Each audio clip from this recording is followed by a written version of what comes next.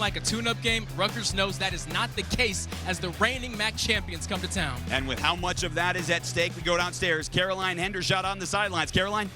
Jason, Brock just said it best when we were talking to head coach Greg Schiano yesterday. He was really candid with us and saying Ohio is not an ideal first week one matchup for his team.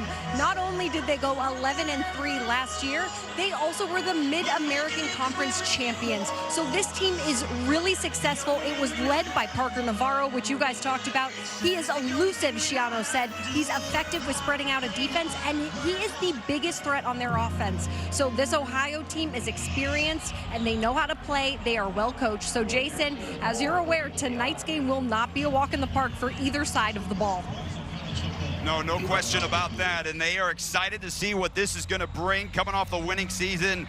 It has been hot and muggy all summer long here in the Garden State. That is not the case as we look at the weather here late in August. You could not ask for a prettier end of the month, start of the college football season. Not a lot of wind, not that hot. All those things with cramps to start, Brock. Maybe that doesn't play a role tonight. This could be perfect for them. Well, first off, with how much rain and thunderstorms and all that going on here on the East Coast, I was fearing the worst. But the football gods know for week one, we got to open those skies as it is time to get this season going for the Big Ten. Ohio won the toss, elected to defer. So the Bobcats and their brand new kicker, the transfer from UCLA, David Dellenbach, will tee this thing up. He has not kicked a college football anything in an actual game, and that changes here on this Thursday night. Scarlet Knights notoriously do not return kickoffs. Only 3 of them last year. They do have a dynamic return man in Ben Black. Ohio kicks it off, fireworks in the air. It's a short kickoff and a fair catch called for, which will bring us out to the 25-yard line for the Scarlet Knights. And their quarterback tonight making his 31st career start, Ethan Kaliak-Manis. They want his completion percentage up, only 54% last year, but man, did he take care of the football last season. And that completion percentage is in direct correlation with their success as a team. Greater than 50%, 7-2 last year. Equal or less than 50% completions, 0-4. A lot rides on number 16's shoulders.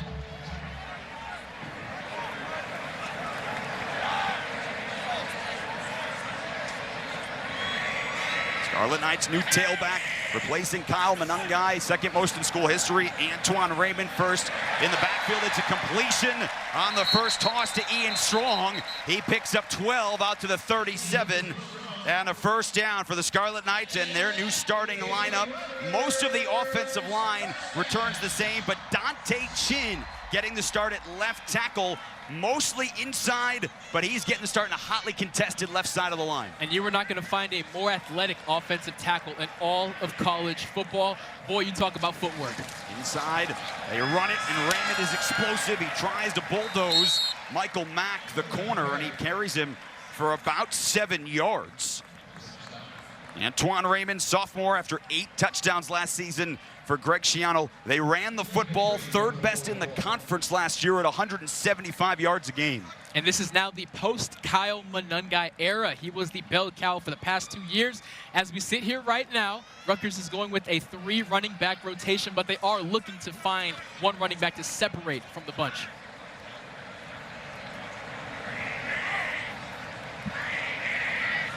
This is the new tight end, Colin Weber, in motion. Another handoff for Raymond. He does have the first down and takes it across midfield. Adonis Williams Jr., one of the captains in the secondary, coming up to make the stop. Ohio's defense last year as good as anybody in the conference, 18 points allowed, but their front is completely new. All 6 starters were not starters last year. They're going to rely on the back end, including Tate Pearson, who led them with 4 picks last year. A true boundary corner, absolute lockdown. He is on the Thorpe watch list. That goes to the best DB in the nation. John Hauser, their defensive coordinator, he stuck around.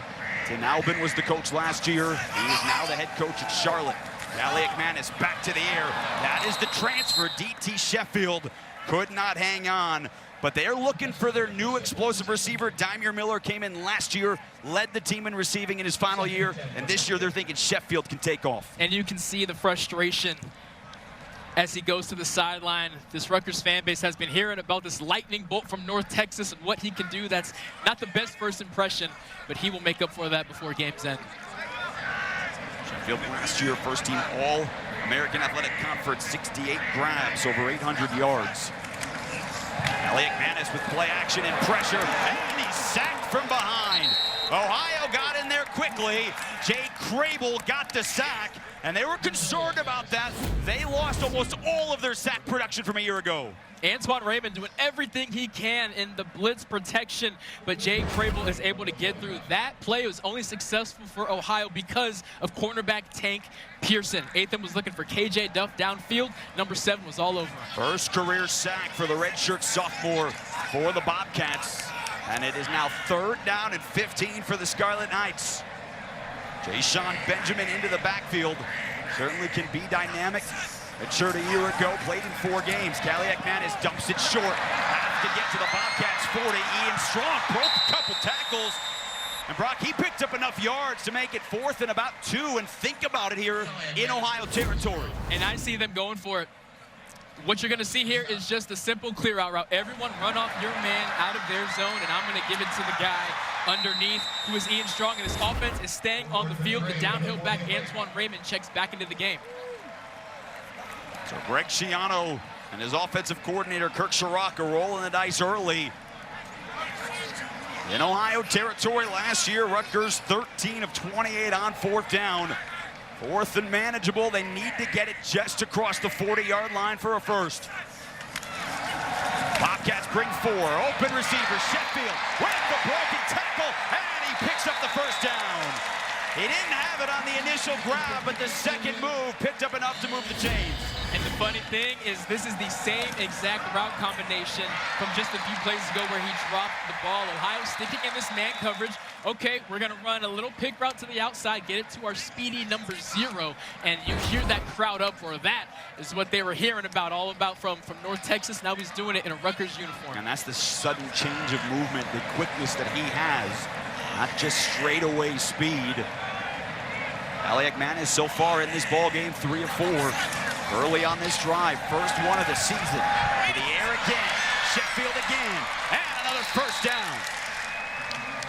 And DT Sheffield, one of our impact players, sponsored by Auto Owners Insurance. Simple human sense. Transfers for the offense. They are looking at both Sheffield and CJ Campbell from FAU. We've seen DT Sheffield already. CJ Campbell, the transfer from FAU. He is a downhill runner as well. But look out for Ohio Bobcats strong safety DJ Walker. The Swiss Army knife is what defensive coordinator John Hauser calls him. 9th play of the opening drive of the season. More than 4 minutes gone by here in this first quarter. Kaliak Manis has had pinpoint accuracy. There's the handoff in the first carry for CJ Campbell. First 3 years at Florida State, last year at FAU with the Owls, over 800 yards. They like the downhill running, what Kyle Monungai brought. And another thing that Kyle Monungai brought is never putting that ball on the turf. Exactly what you get with CJ Campbell. Never lost a fumble. So fast, Campbell again. He's inside the 15. Against an Ohio defense, Brock, last year they gave up 92 yards a game on the ground, number 1 in the MAC. And they were top 5 in the country against the run. 3rd down and 2. Kaliak Manis kept it, and he throws it away out of the back of the end zone. A man right in his face again. And so Rutgers went for it. 4th down earlier this drive around midfield. Here on 4th down and 3, you've got a reliable kicker in Jay Patel, but they are keeping the offense on the field again. And I would not be shocked if this ball stays on the ground. They're testing Athan's arm, and I understand why they're doing that, but at the end of the day, they are getting 3 yards push at the line of scrimmage at every single snap. Don't be shocked if that ball goes to Antoine Raymond's hands here. And was the starter on this drive. We have seen all 3 tailbacks on this opening drive. On 4th down, huge play. Raymond breaks a tackle into the secondary. Touchdown, Rutgers. On 4th down, Antoine Raymond in the end zone.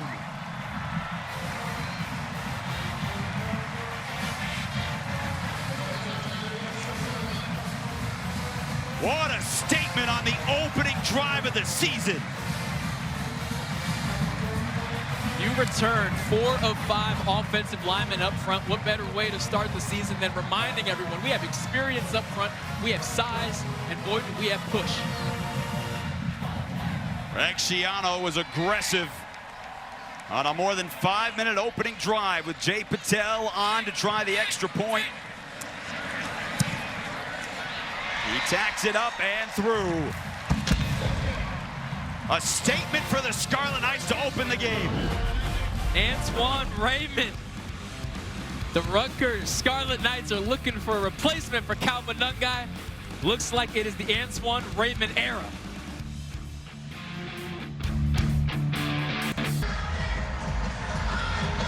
Back with a vengeance, and Rutgers picked up right where it left off last year.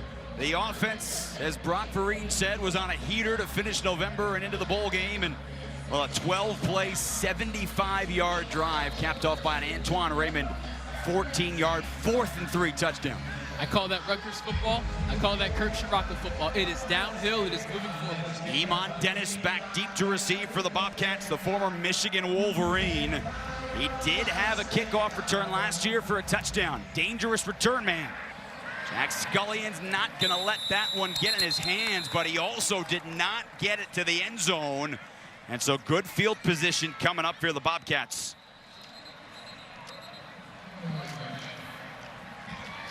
So Ohio will have, and we do have a player down for Rutgers. It's going to be, that is Noah Shaw. Grabbing on free kick out of bounds. That knee, which kicking is never team. The something ball will that be you want placed to at see. the 35-yard line. First down. Visibly in distress, the sophomore defensive back from North Carolina. So Brian Smith will have to wait a moment to get Parker Navarro and the offense on the field.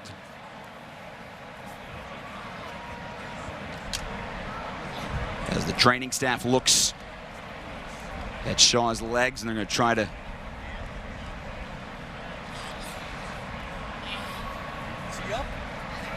looking at his left knee on the field.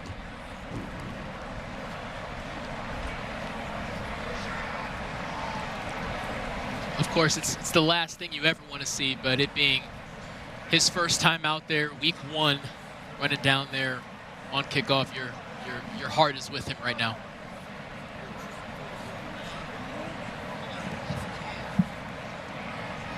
And he was in visible distress as soon as, you saw him pounding the turf.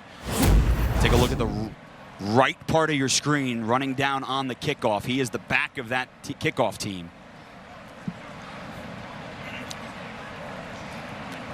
And a lot of times that ill-timed contact, right, that force that stops your momentum just before a foot gets planted into the ground. All right, Greg Schiano is out with the training staff as they attend to the sophomore. We will step aside. Early here in the first quarter, Noah Shaw down on the field.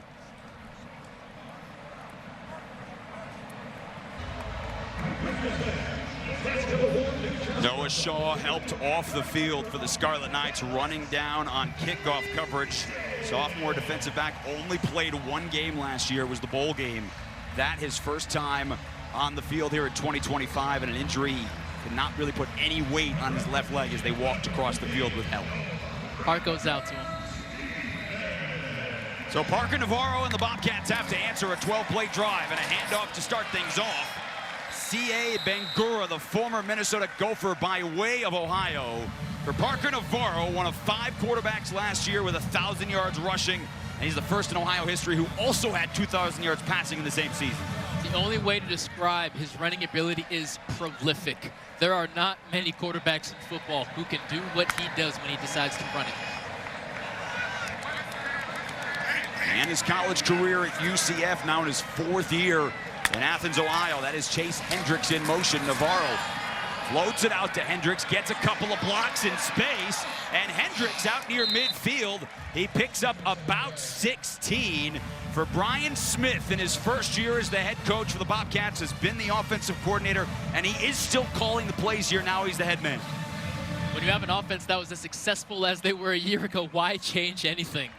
And you see there really a version of the RPO. They have so many ways to run, only 5 or 6 different concepts, but they work. C.A. Ben-Gura is the running back, near 2,000 yards at Ohio.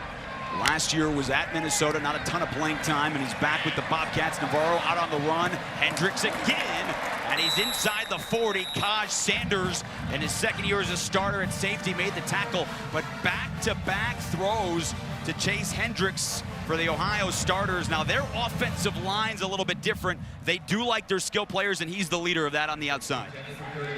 Chase Hendricks is moving into the slot. He can be on the outside. He can do everything. He will for sure be the go-to guy when Parker Navarro looks downfield. Joe Darte, not a ton of action last year. He moves in as well. They're at number 3 for the visitors in the white. And Gura on the ground into the middle of that defense. Moses Walker there on the stop. Now that's Moses Walker. Meanwhile, Jordan Walker, former walk-on, now captain. Part of this new look defensive line for the Scarlet Knights. He's not, a lot of the inside is. Came into the program as a tight end walk-on, like you said, and worked his way up to captain. He's an anchor out there on the bottom. And a lot of new in the back too. The transfers, Cam Miller, Jet Elad, part of that secondary. That is off Navarro's hands on 2nd and 8. Scramble drill. And he smartly throws that well into the bench. Jordan Walker, who had 4 sacks last year with Rutgers, was given chase. The most returning sacks for any player who was in Rutgers Scarlet a year ago. Parker Navarro, why he doesn't panic, but why he has nowhere to go initially is because all the receivers were expecting a run play. Finally, a wide receiver wakes up and kind of fakes like he's running a route, so it wasn't a penalty. A heads-up play that started off as a disaster. An interesting spot here, too. You got a kicker who has never attempted a college field goal. From here, it would be 54 yards. We'll see what they do on 3rd down. Scarlet Knights bring a blitz over the middle into coverage, and it is caught. Tough grab, Chase Hendricks. Now it is just beyond the sticks. He picks up a 1st down. I have no idea how we caught this football. Look at Cam Miller all over him. It bounces off of his knee, up into his forearm, and then into his chest. Cam Miller saying, I don't know what else I can do there. The Penn State transfer, part of the Nittany Lions defense, made it to the semis of the college football playoff. Starting here at Rutgers with great coverage, but it is a 1st down for Ohio. Solid answer here for the Bobcats, responding to the Rutgers opening touchdown drive. Ben-Gura, oh, that was an almost disaster. And Navarro wrapped up in the backfield. Coming up to make the tackle, a solid job, Jet Elad. Some mishandling here. C.A. Ben-Gura definitely did not think he was getting the ball. Navarro was trying to give it, but the ball doesn't go on the ground, and thanks to Jet Elad, Navarro was not able to escape to the outside. So they've had the high snap from their new center, Nick Marinaro. They've had the near exchange miss. It is the 8th play of the Bobcats drive in a fast-moving 1st quarter. Ben-Gura trying to get to the outside. There's the speed inside the 10. And a touchdown-saving tackle by Bo Masco.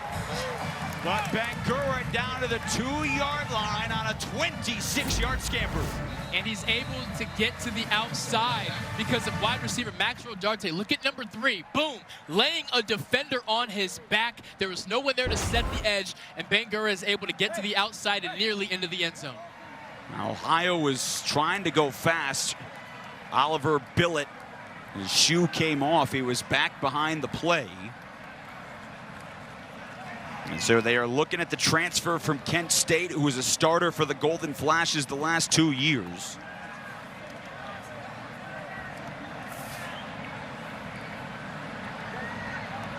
Well, you talked about it. It's an Ohio offense. Yes, their defense might be new, but much of the offense returns from last year's MAC champions, and they have converted 3rd downs. And Parker Navarro in this offense has moved right down the field. And here's what this offense is under offensive coordinator Scott Isfording. Yes, it's a spread offense, but it is smash mouth downhill football. The wide receivers way out to the outside by the numbers. It's to make the defense declare. They have to, as a linebacker or a nickel, you have to decide, am I playing in the box? Am I playing outside? Whichever one I pick, the play is going to go where I'm not, and that's why you see so much open space for these plays so far. Well, it looks like he's fine. Shoe is tied. I would also like someone to come out and tie my shoes. That would be great. My family always wonders why they are never tied. They are tied now, though, up here in the booth. Surprisingly. For now. Definitely not by the second quarter. So the Scarlet Knights at a 5-minute, 8-second opening drive. Converted a 4th and 3 on an Antoine Raymond 14-yard touchdown. The Bobcats have answered with a 4-minute drive, and it's 1st and goal. They spotted it back at the 4. When the Bobcats get to the red zone, your ears have to go up as a defense. This is where Parker Navarro wants the football. QB runs are at a premium when the Bobcats get to the red zone. 72% touchdown last year in the red zone with an experienced quarterback. Bangura is gobbled up. Jabome in the middle of that with Kaj Sanders, maybe one, as we take a look at our impact players sponsored by Auto Owners Insurance. Simple human sense. We've seen Bangura with the run, and on defense, Jabome with his 105 tackles last year. And he's off to a great start already to double that 105 tackle number based off what we've seen so far. Kent Miller, the transfer from Penn State at the nickel position. Bangura had 22 touchdowns in his 2 years as the starter with Ohio. Navarro to the outside. What a grab! And touchdown! Mason Williams around his shoestrings, and the tight end turned around and found his way into the end zone. A 4-yard touchdown grab for their tight end, and they're an extra point away from tying it up. It may not seem like it, but to be able to stop on a dime, catch that football, and roll in is one of the more athletic things you will see this entire weekend. 6'5", 260, stop on a dime, catch the football, and finish it off. The tight end, one of the highlighted players when we met with Greg Schiano yesterday, said he is a guy that looks like a Big Ten tight end. David Dellenbach's first career college extra point is good.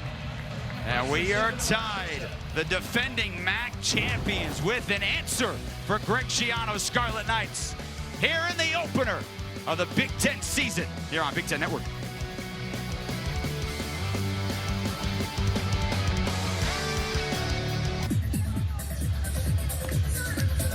Country night here at the Boardwalk. Pre-game festivities outside SHI Stadium. Everyone loves a good Cotton Eye Joe. I mean, they're inside the stadium, outside the stadium. Saturday night, Tuesday night. Who doesn't like good Cotton Eye Joe? Jason Horwitz, Brock Vereen, Caroline Hendershot down on the field. Students return to campus this week. Getting going here. Classes begin after Labor Day. On a beautiful Thursday night, Ben Black back deep to receive for Rutgers. We have seen two great offensive drives. It is a squib kick. Forces Rutgers to return it from the 15-yard line. And Jason Benjamin turned the corner, and it backfires against Ohio. They know that they are not a team that's going to return a lot of kickoffs, but a solid return of 25 yards. Well, right now, the first 1,000 fans will get $20 off a Big Ten Plus annual pass and get access to over 2,700 more events across the Big Ten this season. Scan the QR code on the screen. Go to BigTenPlus.com. Make sure you enter 20 off when selecting an annual pass at checkout. Take advantage of that great offer. And there is so much content, not just Big Ten Network, on Big Ten Plus. You are not going to want to miss that from the start of the football season all the way through the end of the spring sports season as well. 27 yards on the return from Benjamin, so great field position. Ohio comes with a blitz to the outside. K.J. Duff, his first grab of his sophomore season, and Ethan Kaliakmanis has picked up that rhythm from where he left off last year. He certainly has, and it all comes with chemistry. Last year, it took a while. He transferred into the spring. He was in a quarterback battle, so he didn't get a starter's worth of reps until late into training camp. But it is clear that this is what an entire offseason of working together looks like. He's right on time. He and Ian Strong, roommates, good friends, same high school, played at St. Anthony's. He's got a couple of inches on his junior receiver on the other side, but those guys push each other all off season. Caliac Manis, great protection again, just high. Kenny Fletcher almost caught it on the deflection. Jack Freeze, the new starting linebacker, hit him right in the back. And it'll be 2nd and 10. Jack Freeze was the talk of training camp in Athens, Ohio. There was a steep linebacker competition. He has special teams experience from a year ago. Some guys transferred out. He had an opportunity to grab a starting role, and here he is. Having to replace both of their starting linebackers, their entire front six. They almost always play with 5 or 6 defensive backs, so they call it their starting 6. But not a single guy on that front started more than 1 game last year. On 2nd and 10, again to the air. Caliac Manis to KJ Duff. And a solid tackle, DJ Walker, the all-MAC safety. The redshirt sophomore, but Duff's got 2 catches, and it's 3rd down and short. And it was similar to the long 3rd down that they had on the first series. Ohio's trying to bring pressure, but as long as the Rutgers front can hold up and pick up their man, and Ethan has time, that clear-out route is always going to be there. Now the completion percentage for Ethan Caliac Manis here in the first quarter, right? 54% last year. He is 6 of 9 to start this game, and a drop was in there too. Ohio shows blitz. They come with 5. Caliac Manis dances out, dives forward, and he's going to be short. He missed it by about a yard, but remember, Rutgers went for it on 4th and 3, right around the same spot on their opening drive. They're going to go for it here as well and expect the ball to be on the ground like it was the previous time that they had a 4th down. Ethan is a sneaky athlete, big, long guy. He can throw the ball a mile, but you forget his ability to run the football. And again, this goes back to the Rutgers offensive line and the push they've been getting all first quarter. Do not be shocked if this ball goes on the ground. Is C.J. Campbell with Caliac Manis in the backfield with Weber in motion. It is on the ground, and they've got a 1st down. Rutgers 3 for 3 on 4th down here in the first quarter of the season. And until this Ohio defensive front can prove that they can be a little more stout, Rutgers is just going to take this automatic 3-yard gain that they keep getting. All 3 of these running backs are downhill guys. You give them 2 or 3 yards of room untouched, they're going to make the most of it. Drive that began on the 41. They're in Patel's range already with 1st down. Caliac Manis takes a shot. Duff the man inside the 15. Stays in bounds, and he's near the 10-yard line. Nifty footwork in front of Michael Mack II, and this becoming the KJ Duff Jr. drive. Ethan Caliac Manis threw that football before KJ Duff even considered breaking out of that route. That is the chemistry that we're talking about. They keep trusting their cornerbacks in one-on-one coverage, and right now Ethan is making them pay. And again, think how different this looks than this offense 2 years ago. When Rutgers was 4-8, the team struggled to score 17 points a game. That in 2022, and it has completely changed as time has gone on. The runner stepped out of bounds at the 16-yard line. It's 1st and 10 from the 16. Mark Kluzinski, our official here tonight. KJ Duff is going to try and tightrope the sideline here, and that left foot, the toe does go out of bounds. He's 6'6", that's a big foot. Yep. Back to the ground with a burst, and C.J. Campbell gets downhill, and he picks up 1st down. 1st and goal, Rutgers, as we approach a minute to go in the first quarter. Jake Rabel, the jack position, read that perfectly. He met C.J. Campbell at the line of scrimmage. C.J. just low to the ground, 210 pounds, able to fall forward. 128 yards of offense in the quarter. Caliac Manis hit, and so too is Campbell. Brought down Jalen Thomason, the nickel back, made the stop. Scarlet Knights will have to snap it at least one more time here in the first quarter. The play clock, couple of seconds ahead of the game clock here as we hit the end of the first. They take a receiver off the field. They bring in a tight end, Kenny Fletcher Jr. Out there also with Colin Weber, 12 personnel. They love their tight ends here at Rutgers. Both lined up to the left side of the formation. Weber, the motion man, on the ground. Raymond is bottled up in the backfield. Casey Seegers first to break through the line. Pius Ojugo also there, which will bring us to the end of the first quarter. Football is back, and man, is it entertaining. Summer's over, at least in terms of school. Second quarter coming up.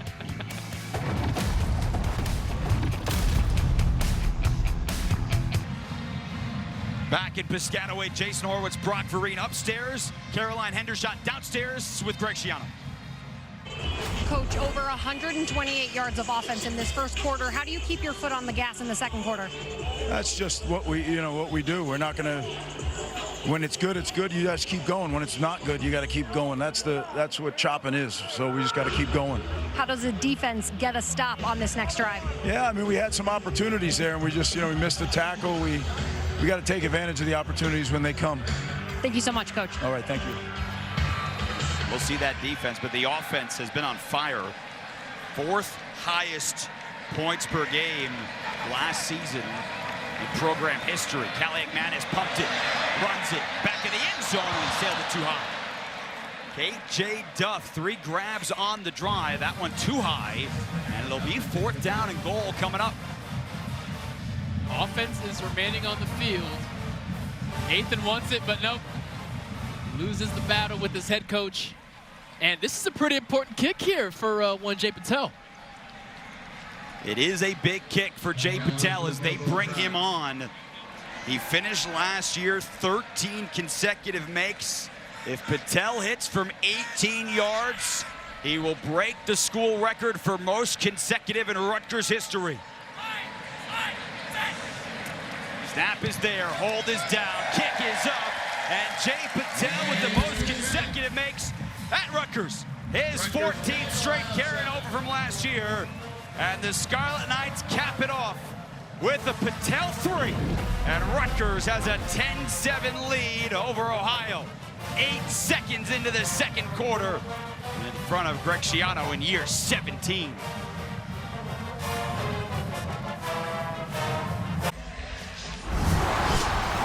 Saturday, it's a huge slate of action featuring Purdue, Maryland, 7th-ranked Oregon, USC, and Washington, all coming up only on the Big Ten Network and the Fox Sports app. It starts here tonight on the East Coast and goes to the West Coast for a second year here in the conference. Let me give you a name the entire country will know by the end of the year, and that is Washington quarterback Devon Williams. Look out. Last year they gave him some opportunities with Will Rogers. They wanted to get him on the field, and now it's his job. He is special. So Dennis called for the fair catch. So Parker Navarro, speaking of special, a lot of good decisions and a touchdown pass on the opening drive for the Bobcats, down 10-7 early in the second quarter. And the decision-making was the biggest difference last year from their slow start to their electric finish. They had to simplify the offense, not in a way that he wasn't capable of learning it. They just weren't utilizing it best. He is an athlete. Dumb things down for the better. Let him have the freedom to run the football whenever he wishes, and that's how you go on a massive win streak to end out the year and win the match. 7 in a row. They began the year 4-3. And before the snap, timeout taken. Before the ball was snapped, timeout, Ohio, their first of the half. All right, so despite the great rhythm we had in the first quarter, choppier here 8 seconds into the second quarter. But, the transition, too, for a new head coach, Brian Smith, he wanted to keep the play-calling responsibilities because he wants and likes the continuity with his quarterback. And it certainly showed. And to his credit, and offensive coordinator Scott Isfording's credit, they said it was on us. We were not putting him in the best position to succeed. We changed ourselves so that he could change himself. And boy, was Parker Navarro off to the races and not looking back after that.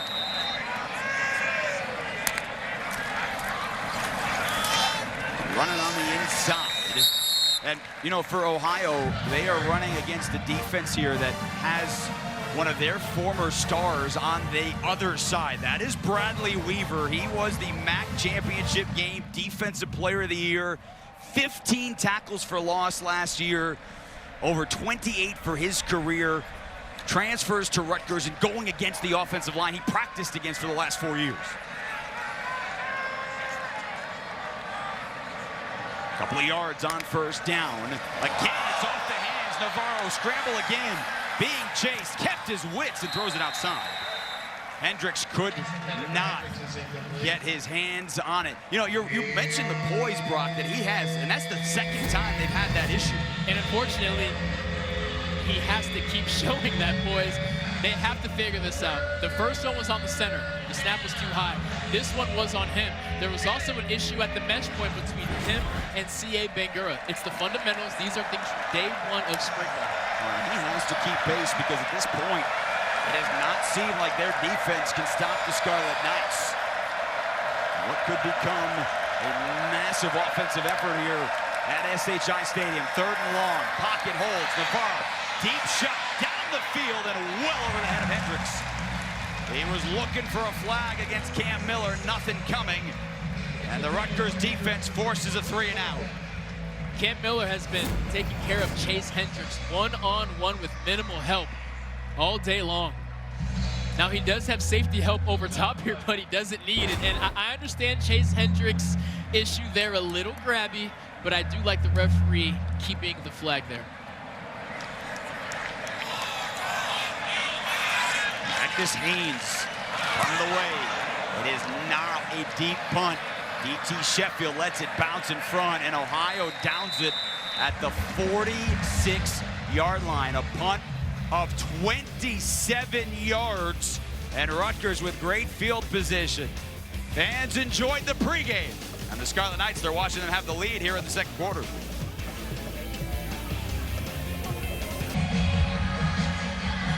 (10-7) Rutgers leading Ohio, about a minute here into the second quarter. Scarlet Knights have scored on both of their first 2 drives. Our coaching profile sponsored by Discover. Greg Schiano returned to the banks in 2020. Offense hit rock bottom 2022, 17 points a game. It has changed the last couple of years. A bowl win in 23 over Miami, another bowl appearance last year. And while the defense took a step back last year, the offense is propelled forward with Caliac Manis, who takes the shot. Open man, down the field. DT Sheffield in stride. Touchdown. 54 yards. Welcome to Rutgers.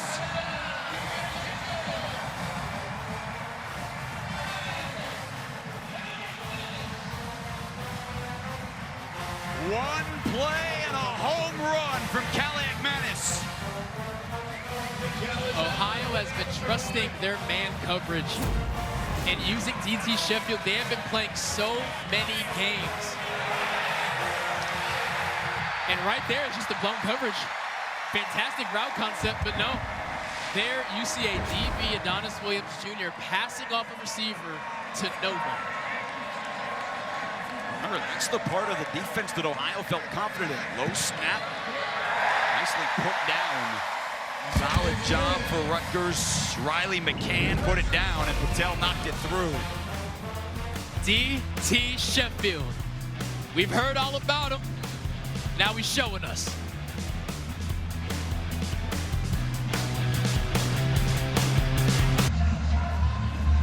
(17-7), Ethan Caliac Manis with a pair of first-half touchdowns early in the second quarter.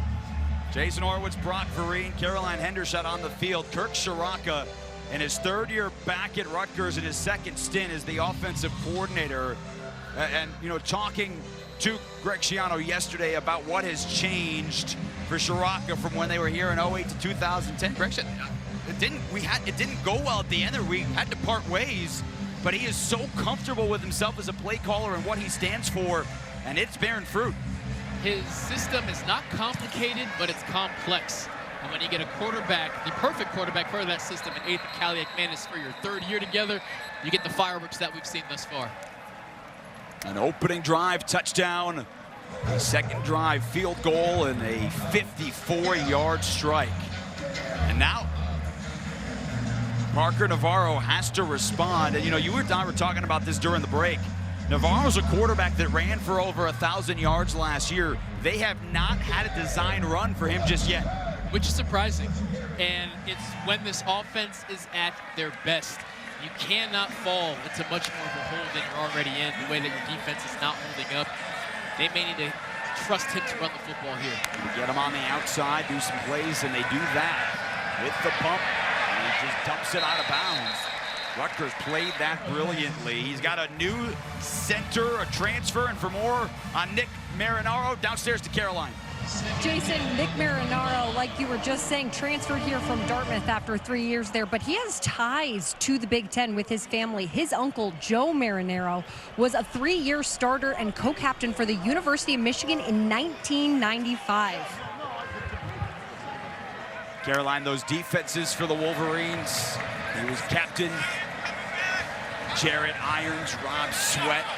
Names right there. Rob Renas, the all-names team of the mid-90s for the Wolverines. Open man, and Navarro on time to Max Rodarte.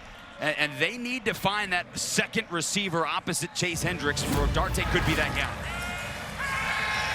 And what happens here is safety Jet Elad has to cover that outside third. You see the cornerback blitz, but Parker Navarro also saw, so he knew exactly where to go with the football, and they put the safety in a very tough position there. And Pugh is on the field as a receiver, bottom of the screen. It's a run play. Bangura bottled up and swung down. Zaire Ngoy, one of the returners on the defensive front. They're going to rotate a bunch of tackles, and he made the stop after a yard pickup. And Ohio may need to abandon trying to do anything between the tackles right now. Unless it's a quarterback power or something where you can get an extra blocker, man for man, they're just not getting any kind of push right now.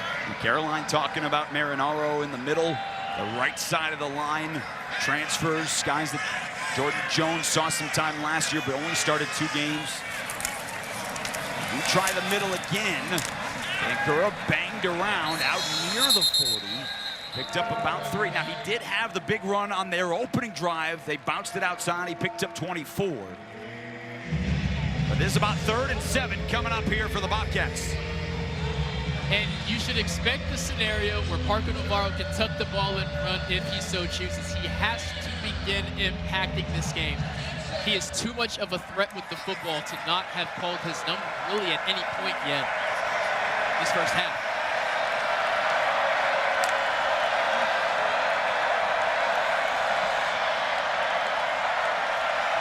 Changing the play. Deep in the play clock. He gets the snap. Rutgers a blitz. Navarro trying to escape. Gets to the outside. There's his legs. And he's still going. Down to the 33-yard line. Parker Navarro picks up a big gain of 28 yards. And the Bobcat faithful are saying, there's the Parker we've been waiting to see. There's nothing there, so he gets to the outside. He is not your typical quarterback. He is not looking to go down. Boop, boop. Cut back inside, breaking a tackle of Jet Elad, and then goes down to the ground. He is not afraid of contact. He is always looking for extra yards. Well, they need that as well. I mean, that, to your point, they need, when you've got that advantage, you have to use it. Tight end Williams back near the line. He had a touchdown earlier. Quick throw. That is caught. Ian Pugh, redshirt junior out of Oak Park, Illinois. Began his career with the Fighting Illini. Transferred last year to Ohio. Had a few catches. Going to get a lot more playing time this season. Chase Hendricks is wide receiver 1, but Rutgers is really shadowing him with nickel Cam Miller. Cam Miller being the nickel, Chase Hendricks being the slot.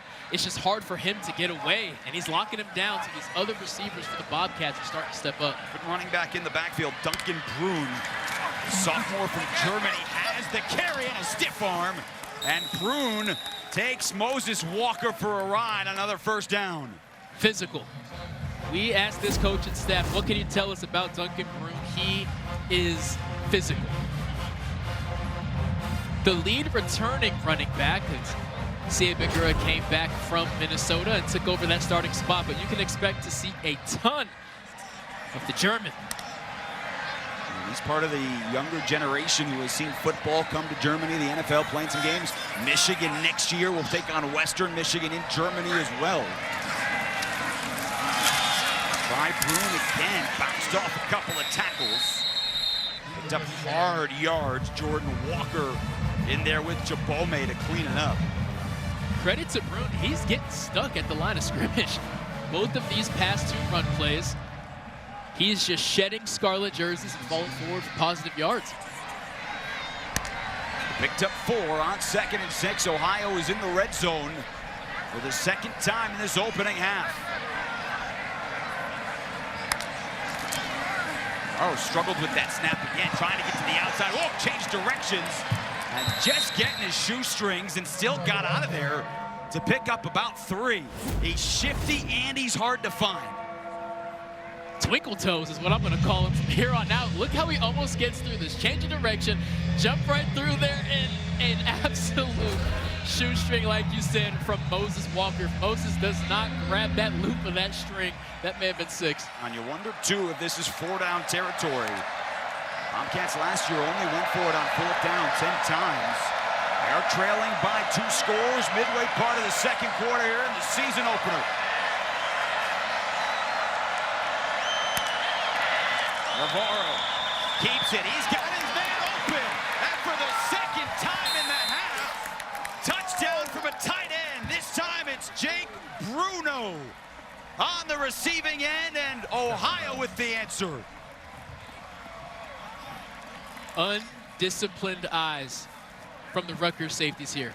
If your key is the tight end, you have to stick on him until you are positive it is a run play or he is not releasing. Watch the left side. You see safety Kaj Sanders get nosy, looking in the backfield. I get it. Parker Navarro's holding the football. I want eyes on him.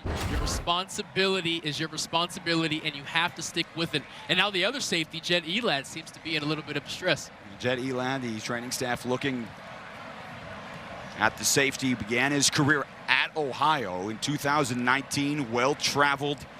Couple of different stops. Community college the last 2 years, an all Mountain West Conference performer at UNLV.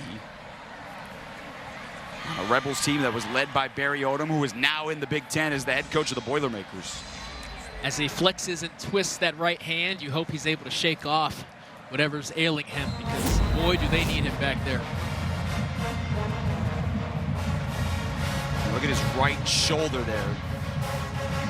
Whenever your arm is out at impact, you just put your shoulder and your arm in such a vulnerable position. And again, all you can do is hope that it's not a serious situation. He's really taken a leadership role across that secondary as a key communicator. Jason Horwitz, former All-Big Ten safety, Brock Vereen. Ellenbach on for his extra point. It is good. And so a drive response. Parker Navarro used his legs to keep it going, but he's finding his tight ends in the red zone. The Bobcats, the defending MAC champions, with an answer here in the opening half.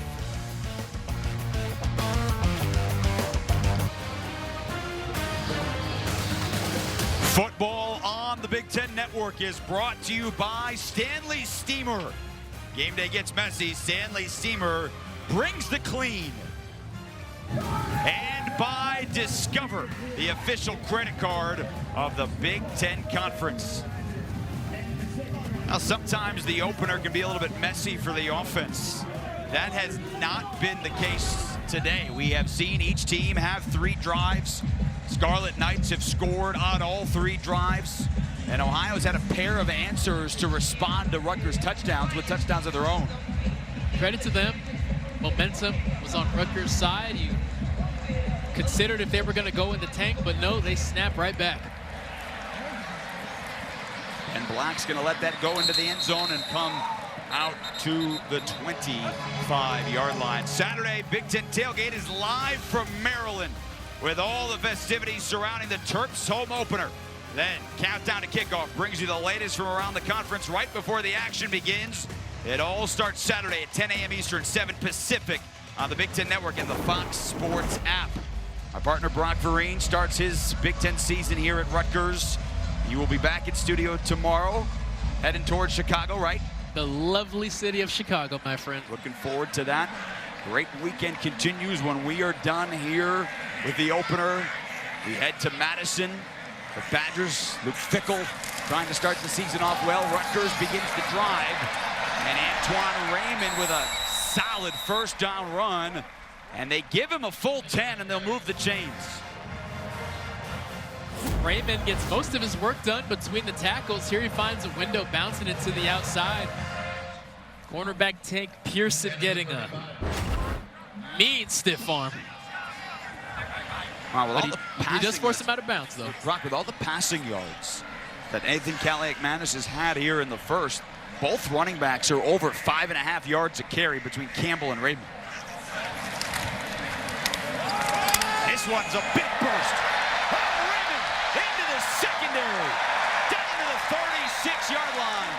Antoine Raymond picks up 29 through the middle.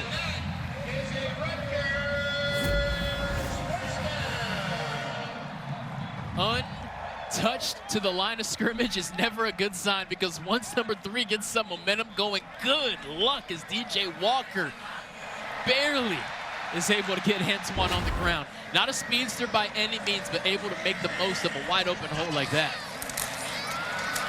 Kaliak-Manis back to the air. It's behind his receiver, but a brilliant catch. Reaching behind Ian Strong. Kaliak-Manis took a hit, hung in the pocket, and he is having a whale of a half. He is 9 of 13 for 148 yards. Ian Strong able to get Michael Mack to turn his hips just enough to get that inside leverage, as Athan takes a blow there, but stands tall in the pocket and delivers the football where it needs to be. We talked to Kirk Shiraki yesterday, and he wants to see where he got better last year, took a step, and he said he's got to be even better this year. Again, small sample size, but he has been in rhythm, he has been on time. They get that Jayshon Benjamin. It's 1 tackle, cannot get out of the second. He picks up about 2. The Kirk Shiraka offense by nature is very methodical. It's the 3-yard gains, it's the 5-yard gains. But what a debut so far as we're coming down the final minutes of this first half. This is as explosive as I've seen them, not just in a week 1, at any moment under Kirk Shiraka. And again, in this era, remember, Ohio replaced the entire front of their defense. Some went with their coach Tim Albin to Charlotte, others places like here, other places in the Big Ten. This was a defense that last year was number 2 in the MAC, gave up just 300 yards a game. They are getting gashed. Again, Benjamin through the middle. It's first and goal, Scarlet Knights.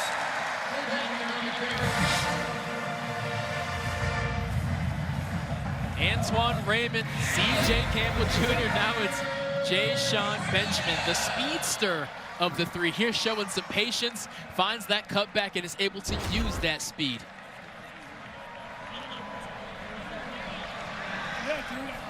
Good luck trying to find a bell cow out of these 3. They're all having their way so far. His first and goal for an offense with 103 yards on the ground. Kaliak-Manis with 2 touchdown passes already here in the half. He keeps it to the inside. Touchdown number 3. Duff snatched it out of the air. Oh, it's a brilliant opening half for the Scarlet Knights. And they're back up 2 scores.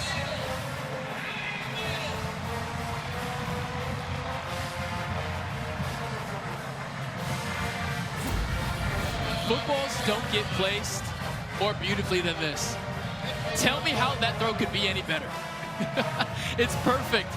A great slant route on a very good cornerback in Tank Pearson, but KJ Duff is so tall at 6'6", he has such long arms.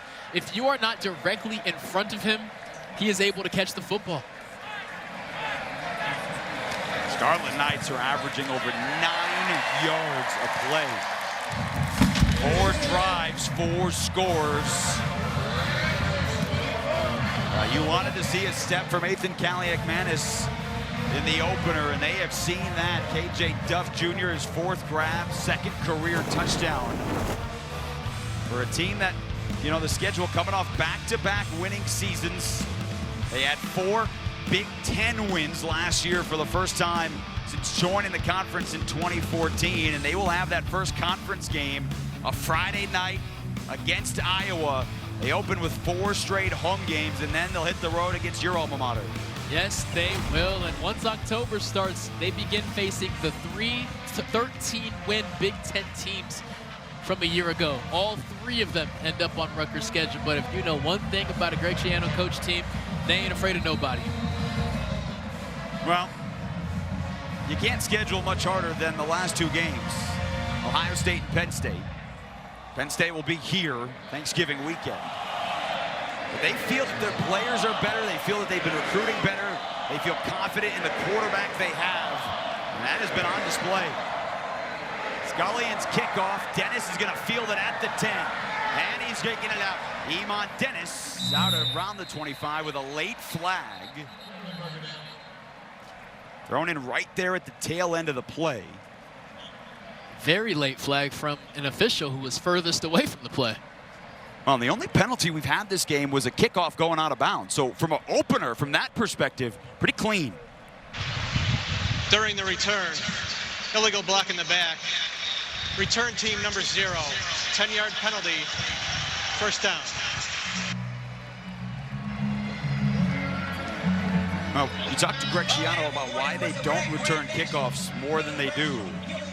Rutgers last year only returned 3 kickoffs. The year before that, they returned 6, and he said it's because how often in college football do you get that, right? Mikael Williams, and now you're starting a drive inside your own 15-yard line. And he just drills linebacker Austin Dean in the back. And you said it, Jason, it's the risk reward. Well, the pressure's back on Parker Navarro.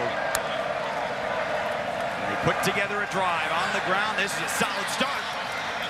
It's a first down run, and C.A. Bangura with a solid hole over the left side. And the former Gopher back at his home in Ohio is now over 2,000 yards for his career with the Bobcats. Bradley Weaver was there on the cutback, but arm tackles are not going to work on Bangura. They go fast. That is batted in the air, almost picked off. That is caught by the offensive lineman, Nick Marinaro. We're going to have to look up his uncle's stats, how many interceptions he had as a linebacker at Michigan in the 90s.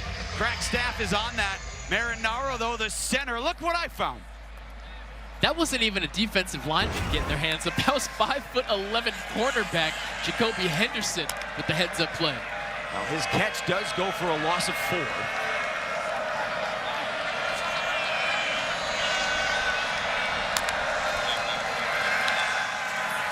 Navarro again stands tall, leaves it short. Oh, he's sandwiched. Out of the backfield, Bangura, Jabome, and Moses Walker, the duo at linebacker. You know, when you get you ready for a season opener, you do your stats, all your prep work, I got to be honest, at no point in my career have I ever written down catches for an offensive lineman. Previous season, never. You know what? It may have been a 4-yard loss. If I'm him, I catch that ball 10 times out of 10. You kidding me? Great hands. Been dreaming about that since Pop Warner. Caroline gave us that report on the transfer from Dartmouth. We're going to have to go back and see how many catches he had for the Ivy League school as an all-conference center. 3rd down and 9. Ohio's 3 of 4. Navarro takes a shot. It's off for Darte's hands. Oh, and it falls to the turf. Elad is back on the field. Almost had an interception. And Ohio is going to have to punt it away with 3:28 to go in the first half. And this is frustrating for Parker Navarro. That ball is delivered right where it needs to be. It goes right through the hands of Maxwell Darte. It was a great route. He got great leverage to get inside the DB. Just needs to bring that ball in. And Jen Elad's thinking the same thing. I got to bring that interception in. False start will stop this play. Before the ball was snapped, false start. Offense number 3-yard penalty. Remains 4th down.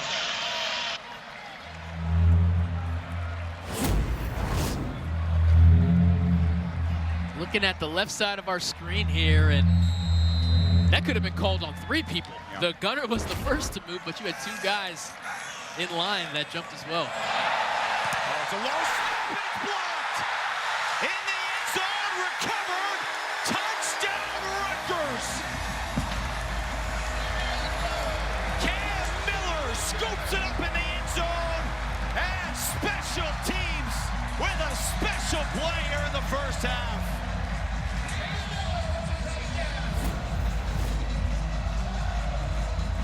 The punt block unit at Rutgers has been feared forever, but we need to, his knee was on the ground there. That might be, Jason. Was his knee down with his hands on the ball? Because if it was, if it was, that play is dead there.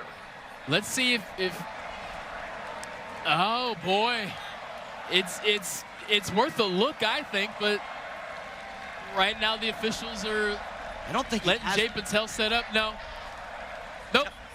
no possession. That is a pump block for a touchdown.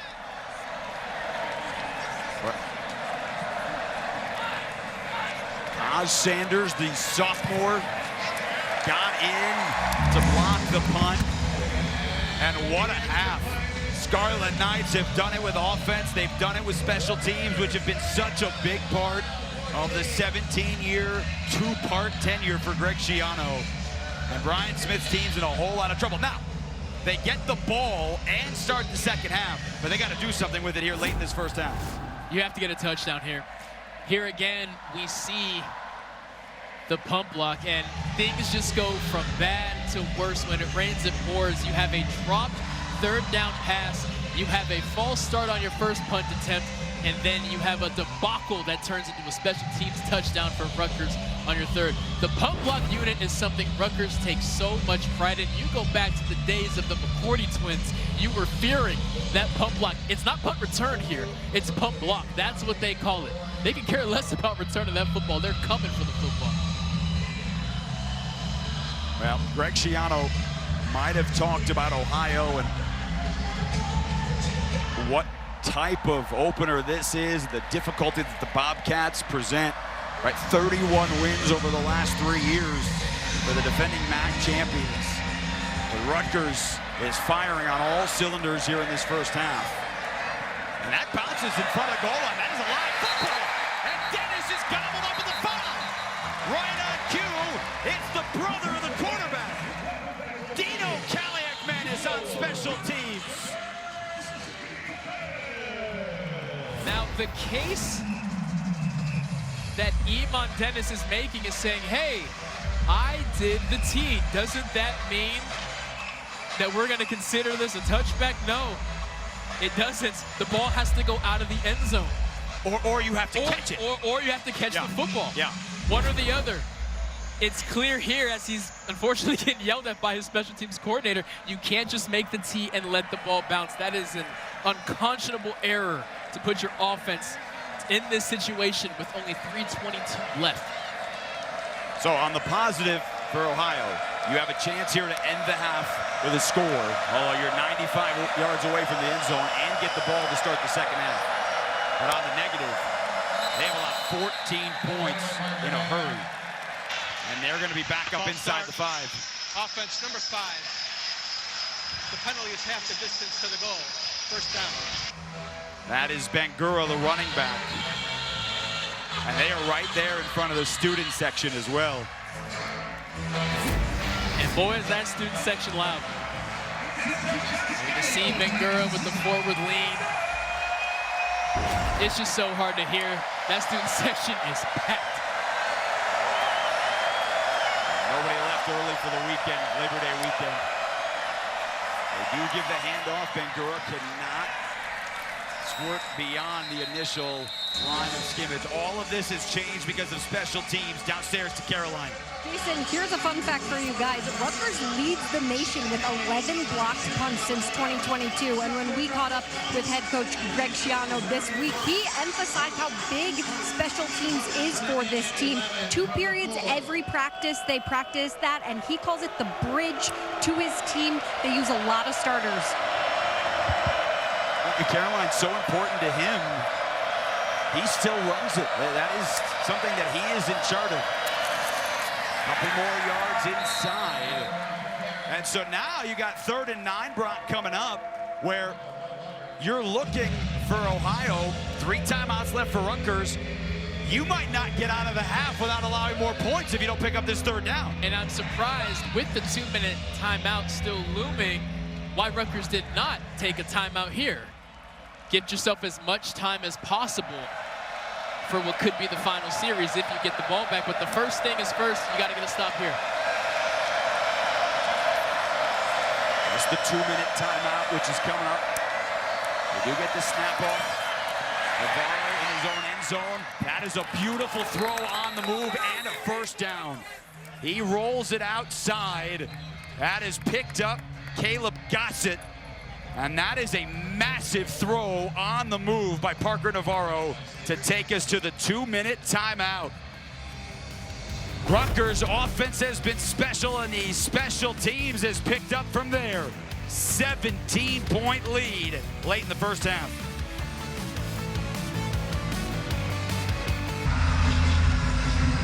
Now 17-point Rutgers lead coming up at the half. We'll send it back to our Chicago studios. Dave Rebson, Howard Griffith. They'll break down this first half for the Scarlet Knights over the Bobcats, plus get you set for the nightcap here on Big Ten Network. Wisconsin hosting Miami of Ohio. Minnesota tonight also gets its season underway, home against Buffalo. But for Brian Smith, yes, he was the interim head coach of the bowl game. They beat Jacksonville State last year.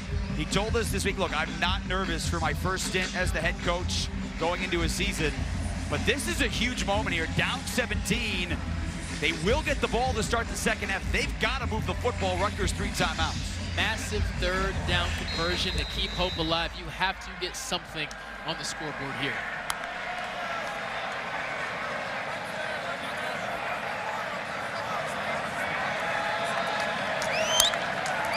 Navarro just converted on that third down. Trying for Pugh, and he caught it. Inbounds. He kept a foot down beyond the 40. That was floated for 25 yards. Jet Elad cuts underneath Ian Pugh. If you are going to cut in front of the receiver, you have to get a hand on that football. You are lucky he ran out of bounds there. He definitely got that foot down inbounds, which also stops the clock as we're inside of the 2-minute timeout. On the move again to the other side, Hendricks has his 4th catch of the first half. He had 40 last year, the second leading receiver. Again, Parker Navarro, whole new offensive line on the right side. We've only seen him with really 1 or 2 designed runs. They have moved the football. This game is turned on special teams, but this drive began inside the 5-yard line. And bing, bang, boom, they're here at midfield.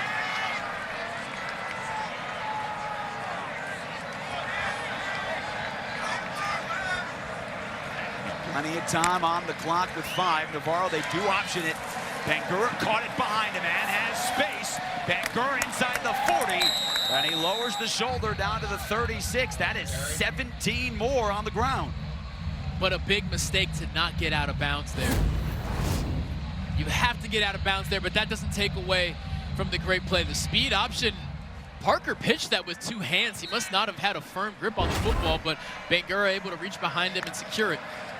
Clock stops inside of 2 minutes to move the chains like the old college football. Oh, again on the move. He's got one-on-one, and he takes it. He's brought down by his old teammate, Bradley Weaver. He picks up 8. To your point about the clock, though, Brock, they have 2 timeouts. They do not want to give the football back to Rutgers. It's almost a good thing he didn't go out of bounds. If they can keep this kind of momentum, getting 10 yards a pop, it may not be the worst thing. They are on fire right now. Rutgers can't catch their breath. Rutgers tried to bring the blitz. Navarro hung in the pocket. His receiver fell down. Hendricks looking for a flag with Cam Miller in defense, and he can't find one. Anytime you see a wide receiver on the ground and a DB standing over him, it's kind of a guilty until proven innocent situation, but no laundry on the field. Officials saw it as a clean play. Timeout taken. Navarro took a huge hit, too. And I am shocked that is not a targeting call. That's not only lowering of the head, but it's a quarterback in a passing position. The contact is directly to his face mask. Well, remember, 2 parts to different targetings, right? And it can be whistled down from our replay official who was up here in the booth, Mike Conlin, where they can take a look at it with the replay command center in Rosemont. Now we will see. They have not signaled them to whistle that yet to at least take a look for targeting, which they can put on. I'm pretty but there was surprised. certainly forcible contact in the head or neck area of a defenseless player. And he might have been forcible contact with the crown of the helmet, too. I saw crown, and here we go. Yeah, now they're going to stop now it. we are waving the play dead. The previous play is under review for potential targeting. And looks like Bradley Weaver knows why. Yeah. Now, I don't want to speculate what he is talking at here because he is pointing at the crown of his helmet. Yeah. You know what? Yes, that crown, that top part of your helmet, it does make contact with his face mask, but he doesn't low out. Yes, he does. Yes, he does. Just there at the last second. And one to Parker Navarro's credit, he stands and takes that blow and delivered a ball, but need some clarity here. Let's bring in our rules analyst from Los Angeles, Steve Strimling. Steve, obviously two different types of targeting, crown of the helmet or defenseless player, head or neck area. Did you see an indicator? How do you see this play? Yeah, there is two types. He is defenseless. When we looked at the replays, we didn't think it was crown of the helmet. He is leading, but is the forcible contact. There's some contact to the upper body and some incidental contact. I don't know if there's enough to put on targeting on this play, but it's a good stop to look at. So not necessarily enough, and it was not called targeting on the field. And I guess, Steve, remember the other part this year, New changed the language. This is not a play in terms of overturned or stands. New language this year is upheld. But you don't think there's enough here to add targeting to a play that was not called on the field? We're going to get the hold on, Steve. We're going to get the answer. Targeting on the play, third down. And all right, so that's what you said. Not enough. Right, and replay officiates targeting regardless of what's called on the field. They go through every aspect, and it's really their judgment in the command center and in the stadium in the replay. Steve, thank you very much. Steve Strimling with us all throughout the night. Any rules questions we have for the new season here in 2025? No targeting on Weaver. It is a third down, though, for Ohio. They are 4 of 6 tonight on third down. And this would be a massive conversion if they can pick it up. Scarlet Knights show blitz. Here they come. Design run. Navarro, first down. Gets to the outside. And he tiptoes out of bounds.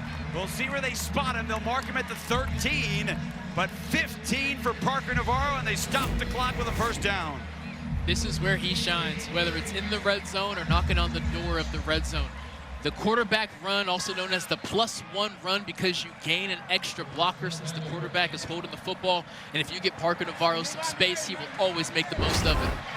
Over 1,000 yards on the ground last year. He has 54 on 5 carries today.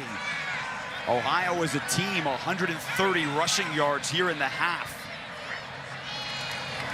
Keep it on the ground. Bangura is banged around. Jordan Walker, Moses Walker. And no timeout here. Remember, Rutgers has 2, Ohio also 2, but they do not want to score that early. Now, it is not goal to go just yet. It's second down. They want to take their sweet time and make sure they are the last ones with the football in this half. I was looking over at the sideline. They are doing that. They are taking their sweet time. Now, you do want to make sure you get the plays off. They option to the right, Bangura, and he does not get a ton, maybe a yard or 2. Walker out there again. Jabome 2. Now, that did stop the clock. You got 16 seconds here, Brock. You got third down and 2 timeouts, so you conceivably have 3 or 4 plays anyway, and you're at the 8-yard line.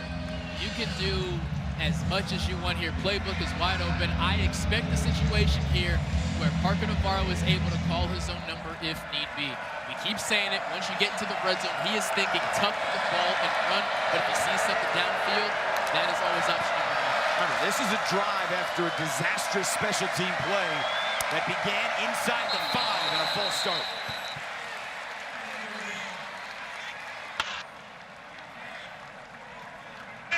False start. Offense number 55. 5-yard penalty. Remains third down. That is the right tackle, Jordan Jones. Top of your screen here, and I mean, about 3 times now, someone has moved far before the center has even thought about snapping the football. And credit to the Rutgers crowd here that are nice and loud for them. Fourth penalty on the Bobcats, so 3rd down and 5, now 3rd down and 10. Down by 17 here on the road. Navarro lobs to the corner, jump, ball, it's too high. So they don't cap it off. Rodney Harris, the 6'2" receiver, the intended receiver. But Brock, again, they are going to set up for a field goal attempt on a drive with 3.5 minutes to go in the half, with 3rd down and 10 on their own 5. And if they get points out of this and end the half, that is a massive win for the Ohio offense to end the last 3.5 minutes. The old Bill Belichick 2-for-1 special. You have to get points at the end of the half and be the last team with a real chance to have your offense out there if you get the ball to start the second half. Credit to cornerback Jacoby Henderson there defending that fade route. He got so high up in the air and extended that arm, perfectly timed it, all with his back to the football. Phenomenal play by Henderson. Well, Rutgers here has had a phenomenal first half. Offensively, special teams, I'm sure some things Greg Schiano would want to clean up defensively. All in front of new athletic director Kelly Zinn, who was out in the parking lot, some tailgates before the game.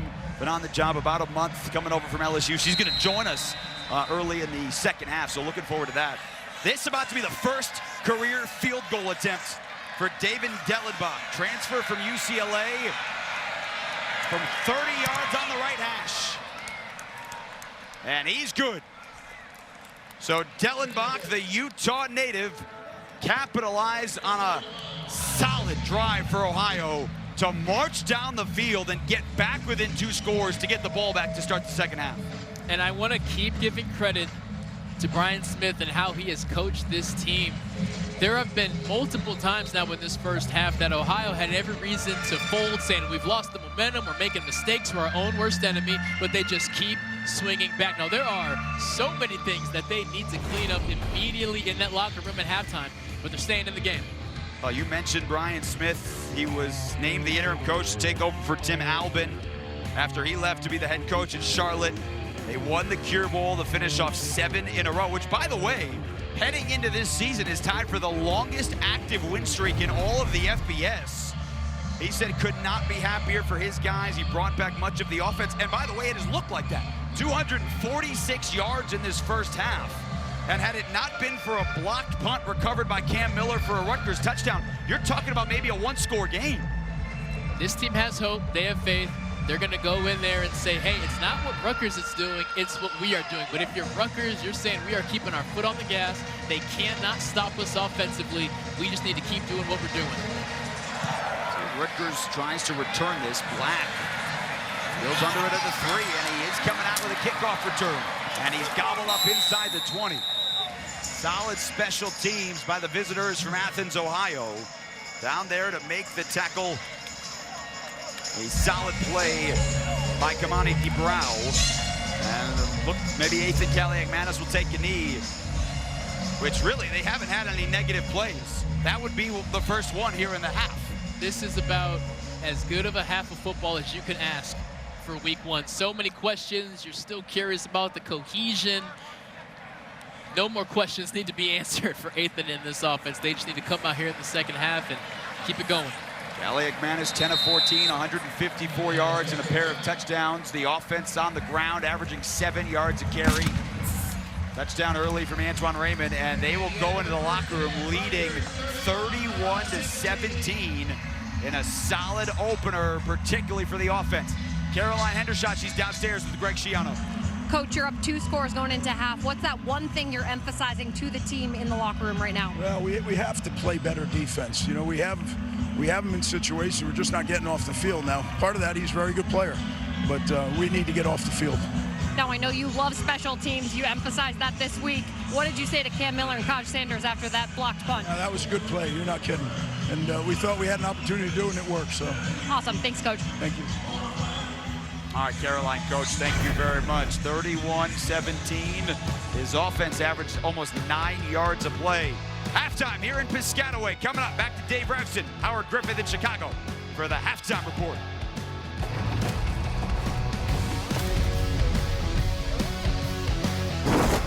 because we all need a robot dog to help everyone out. 31-17 as we get set for the start of the third quarter. A lot of great tailgating to start the day.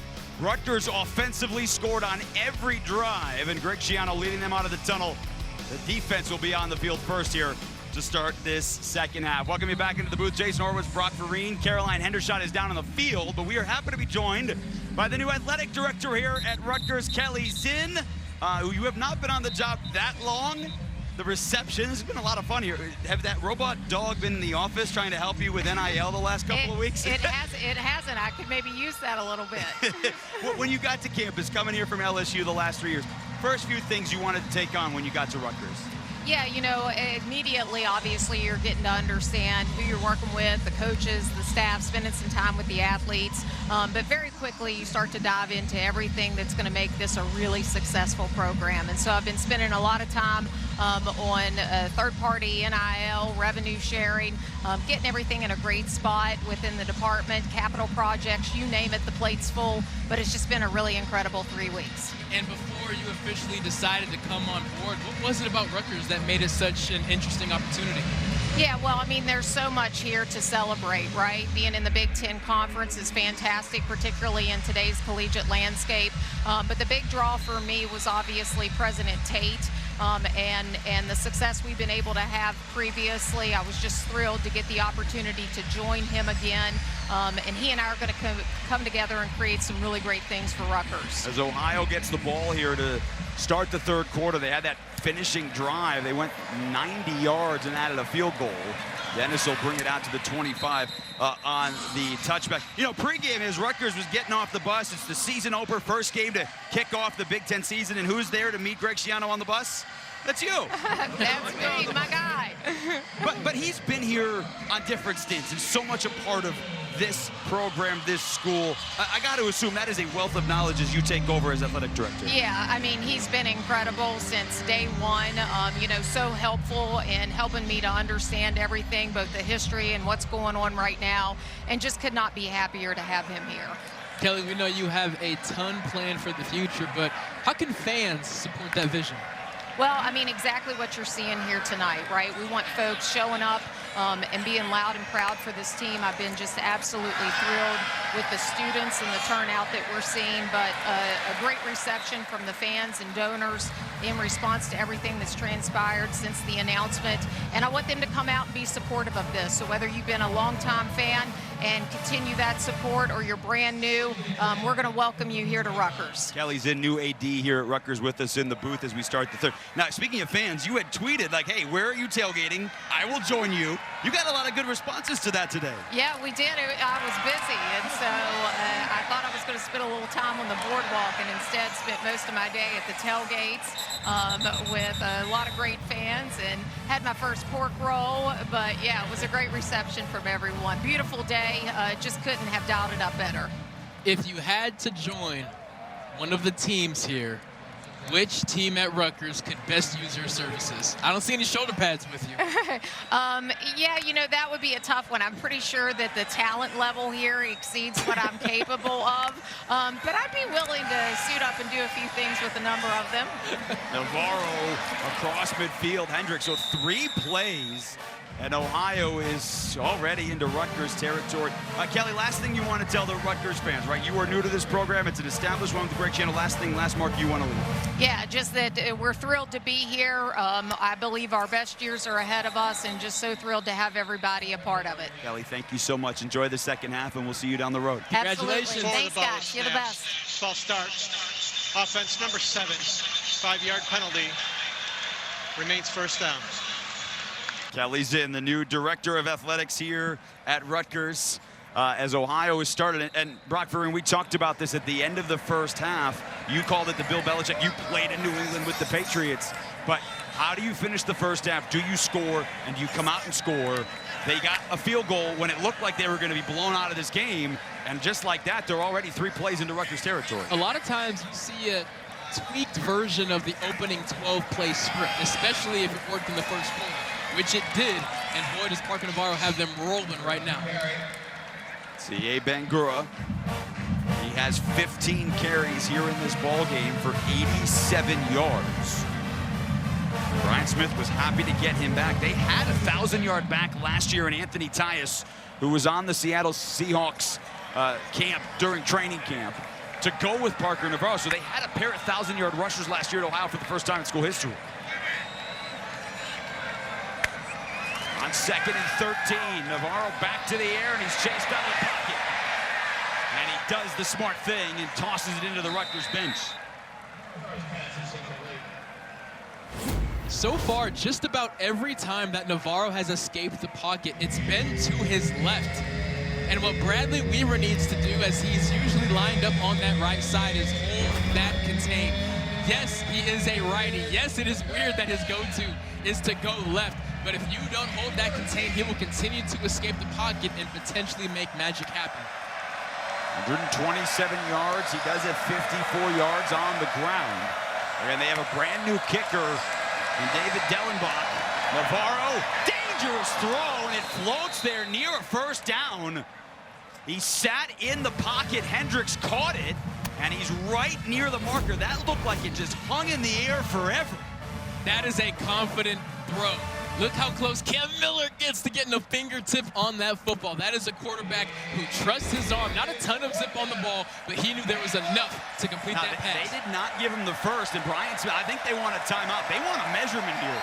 They do not think this was a good spot, and Brian Smith is 15 yards away from the sideline screaming that they didn't measure that for a better spot. And in regards to the play call in, it was clear that that was a 1st and 10 play call. And coach is saying, hold on now, we don't have the 4th and 1 ready to go. We'll see here again. You see the mark to gain. Well, it's where is the ball when he hits the ground, right? They need to be at the 33. Did the ball get to the 33? He's down there. He is short. You see that left knee go down before he rolls backwards. If he was able to keep his knees off the ground just a fraction of a second longer, maybe they would have given him that first. I don't know if I could change the decision on the field here. No, and I think they have the right spot. That's a great job by the crew. So this is a huge play, right? You come out of the locker room, you get some good plays. You're 4th down and 1. They are not a team that's going to load the box. They have to have it here on 4th down 2 touchdowns.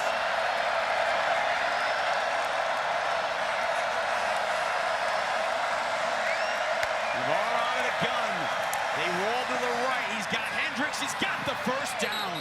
His go-to receiver has his 7th catch of the night, and they pick up on 4th and 1.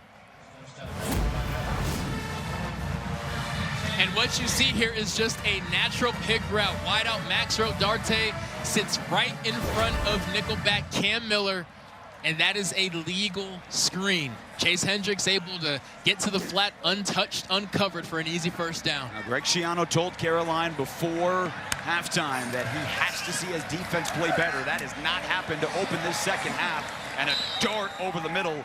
Caleb Gossett has his 2nd catch of the ball game. And they got enough for another first down. And now is when you start reading body language, because this Rutgers defense looks tired, and unfortunately for them, they've entered the territory where Parker Navarro wants to call his own number. So much of his success comes in the red zone. He's a confident quarterback. It is a confident offense, and they have shown that all night here on the road. The hole opens up. Navarro takes off. He's got space inside the 10. Touchdown, Ohio. Now a late flag came in from the back of the end zone, but if it holds, it's a 17-yard touchdown run. And the Bobcats players are saying it's all against Rutgers. First face mask. Defense number 9.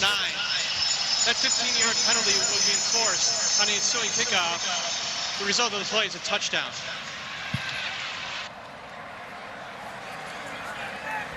There needs to be a QB spy from here on out. For the entirety of the first quarter, Parker Navarro was not running a lot. It is clear he wants to take this game in his hands. You have to make an adjustment now. 9-play, 75-yard drive. The extra point is good. And they end the half with a near 90-yard drive. They start the half with a 75-yard drive. And the Bobcats, once down 17, are back within 7. But they haven't stopped Rutgers either. And the Scarlet Knights offense back on the field next.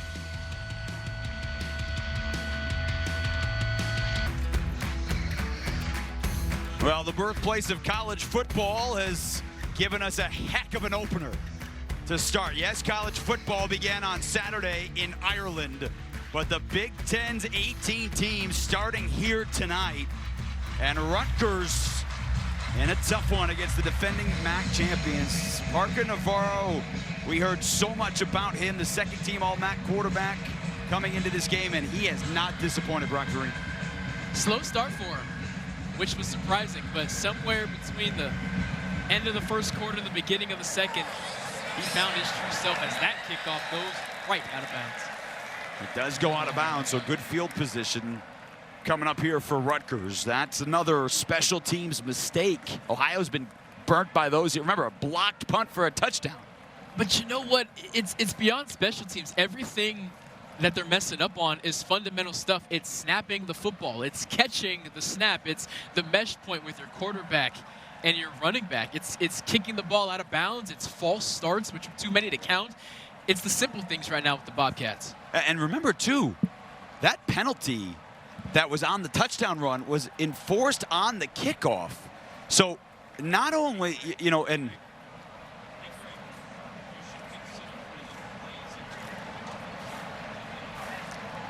Coach is looking for some clarity right now. Well, that's the other part of this conversation. If we go back for a second, was that kickoff actually, though, from midfield? Free it was kick out of supposed to be. bounds. Kicking team, by rule, the ball was placed at the 20-yard line. First down, Rutgers. Okay, so it was at midfield. Okay. Right, and that's why it's out at the 20-yard line. So they were kicking from midfield, and that's, you know, he wants to pin that on the corner, and he wants them to get down there and pin him deep, but he just didn't do it. It's a great opportunity to pin that returner with really no help, but just an unfortunate situation by Delapap. Right, which is why it's at the 20. So Callahan is back to work. Again, he has been in a clean pocket most of the night. He goes low. And K.J. Duff Jr. continuing his best night as a Scarlet Knight. He's got 5 grabs. And with that gain out across 50 yards on the night.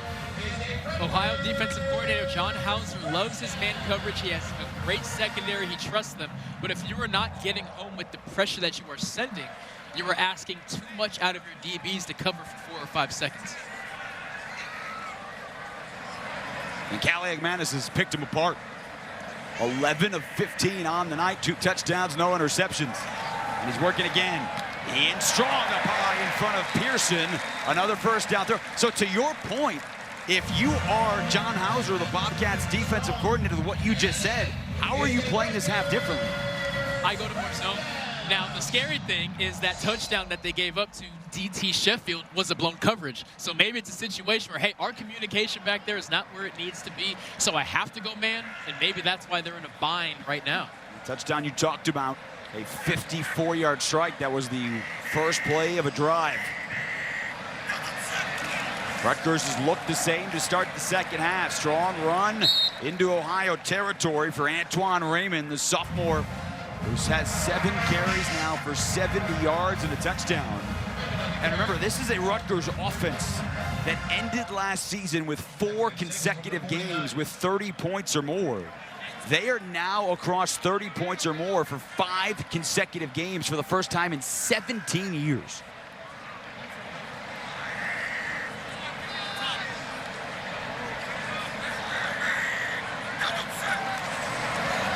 To the ground, and Ohio gobbled that up.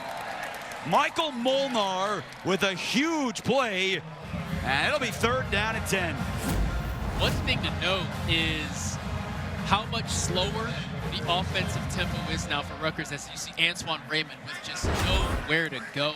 Molnar in the backfield before he even gets the football. Right on cue, they tried to go fast, but this is about to be just the 2nd penalty of the night, and the first on the offense.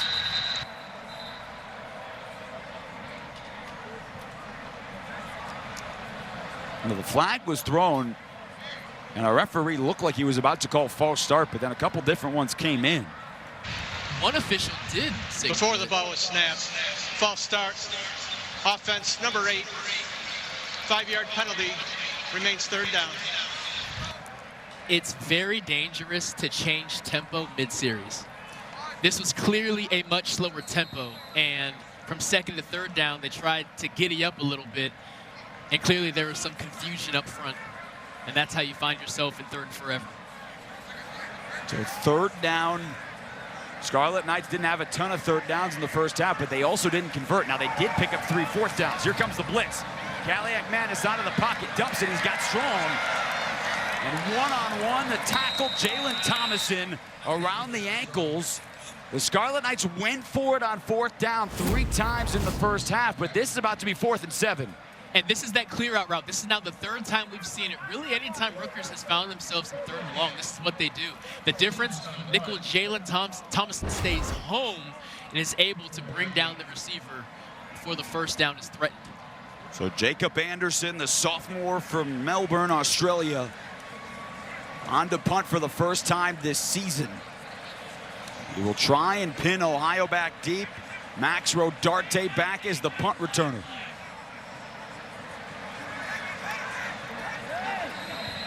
And they did not get the snap off in time. All that motion, all that moving, and they're back him up 5 yards. Defensive back Timmy Ward Delay game. struggling. Offense. 5-yard penalty. Remains 4th down. On where to line up. You started off on the left side, and the personal protector said, no, you're supposed to be on the right side. And eventually you just ran out of time.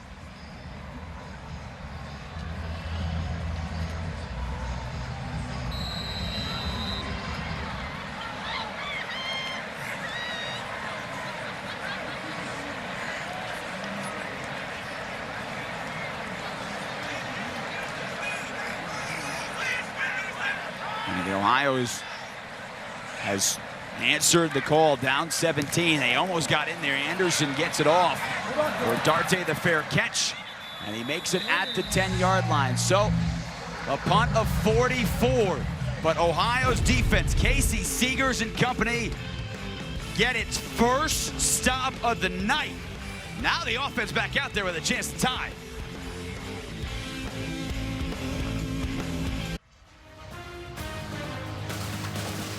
Now, still to come when we are done here from Rutgers. The doubleheader continues. Wisconsin at home against Miami of Ohio. Next on the Big Ten Network and the Fox Sports app. Lisa Byington, Anthony Herron, Melanie Ricks. They're ready to jump around at Camp Randall to get things off there. Miami, the team that Ohio beat to win the MAC championship last December. Their first MAC title since 1968. Here they're giving Rutgers all they can handle. Inside handoff, not a lot of room, but Parker Navarro and this offense have been humming here against Rutgers. As good as advertised.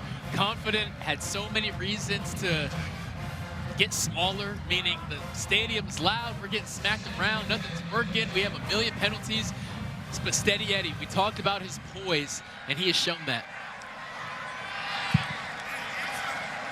2 touchdowns through the air. He is 71 yards rushing and a touchdown as well. Facing pressure off his back foot. Open man. Hendricks in space. And if he throws that a little bit farther, he might lead him for a touchdown. There was nobody back there. And Hendricks is coming up limping. Cam Miller in one-on-one coverage all night. And if Parker Navarro is able to plant that foot and deliver a good ball, Chase Hendricks is still running. And you saw him kind of stutter a little bit. Watch before he catches this football. Right there. And he kind of reaches for that foot, and then he goes down. But the issue here, Jason, is Parker Navarro's not a tall guy. And if a defensive lineman gets their hand up like that, he can't plant that back foot and can't deliver what should have been a touchdown. And you just hope that Chase Hendricks is able to come back in this game. Well, again, this underthrown ball that he has delivered all night long. He certainly has. I'll keep saying it. Took him a couple series to warm up, but he has been on fire since there. You see the touchdown to Mason Williams, and then he starts calling his own number. Keep it on the ground. Chase Hendricks on the sideline. They're looking at his lower body. He has a career high tonight with 8 catches. And he is now in the tent on the Bobcats sideline. That would be a massive loss as they are trying to come back in this game. He's their F wide receiver, their slot wide receiver. And in a Scott Ispernick offense, the slot is the star. They're going to need him.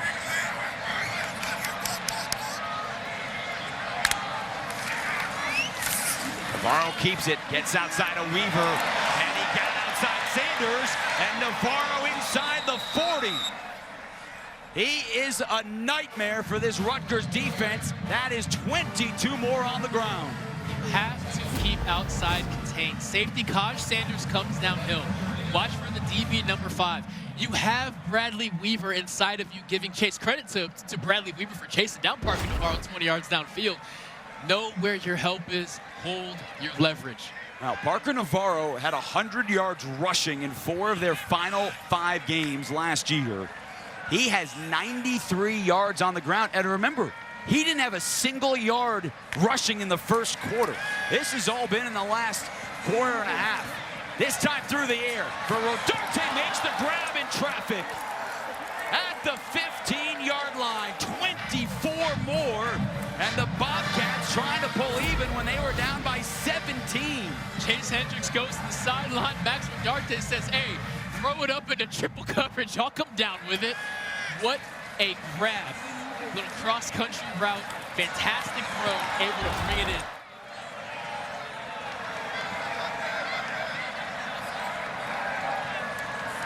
A 75-yard touchdown drive to start the half. Broom on the ground. Duncan Broom picks up about 3, and now Hendricks back on the field, and that is a massive sign for Ohio as he trots back out there for the offense. And as we get a line shift for the defensive line for Rutgers, they know this is the red zone. What does that mean? Parker Navarro's legs. This is where he likes to call his own number. He's done it multiple times tonight. He wants to do it again. You don't get 13, 18 rushing touchdowns a season ago without getting a lot of opportunities to do that. He had a 17-yard touchdown run to start this half. And he has his legs, but he's got a man open. Touchdown, Ohio! He's so dangerous outside. Jake Bruno has his 2nd touchdown of the night. And the Bobcats a point away from tying this game up. This is video game football. Zone read mesh, got the RPO to the outside. I'm going to run the ball. Nope. I'm going to come out here and throw the football to Jake Bruno, who benefits from 2 Rutgers defenders getting their legs tied up.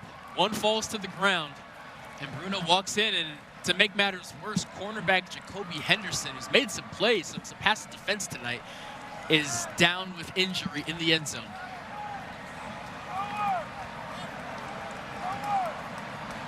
Now, this Rutgers offense has given up 416 yards. And Henderson helped up. He's going to walk back to the sideline. But to your point about the video game aspect of this, I mean, people talk about the whoops, there you go, the Patrick Mahomes, but Navarro's so dangerous to run. As a defensive back, you can't be too mad at your defensive line. You're sitting back there thinking, get him on the ground. I can't cover forever. And they're saying, look at this dude. You try and get him on the ground. He has been phenomenal. And the Rutgers defensive line, despite all these line shifts, they're trying to get fresh bodies out there. They have so many guys up, ready to rotate. They're exhausted. They're tired of chasing them. So David Dellenbach on to try and tie this game up. And Rutgers blocked the punt and recovered it in the end zone for a touchdown. The Scarlet Knights had a 17-point lead. And since that point, the Bobcats have scored 17 unanswered. Parker Navarro, Mr.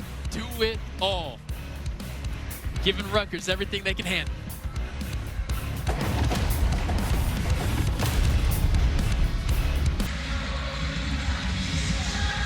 Parker Navarro, as advertised, 219 yards through the air, 93 3 on the ground, 4 total touchdowns. And the all-MAC quarterback has had a night here on the road, and he has brought the Bobcats down from 17 to tie this up. Ethan Kaliak-Manis has been able to play stress-free all game long. But for the first time tonight, there will be a whole lot on his shoulders. Fair catch, Ben Black caught to the 25-yard line. Downstairs, Caroline Hendershot on the Rutgers sideline. Jason, this sideline, definitely a different vibe and atmosphere than it was at the beginning of this third quarter. I would say that last touchdown, you could really feel the air get sucked out of this group. And right now we have Schiano in the middle of this group, kind of coaching everyone up again before they take the field. And I would say they're not down completely, but it's definitely a different energy than at the start. Yeah, no question, Carolina. You know, Greg Schiano, his team, the energy, the volume in this stadium.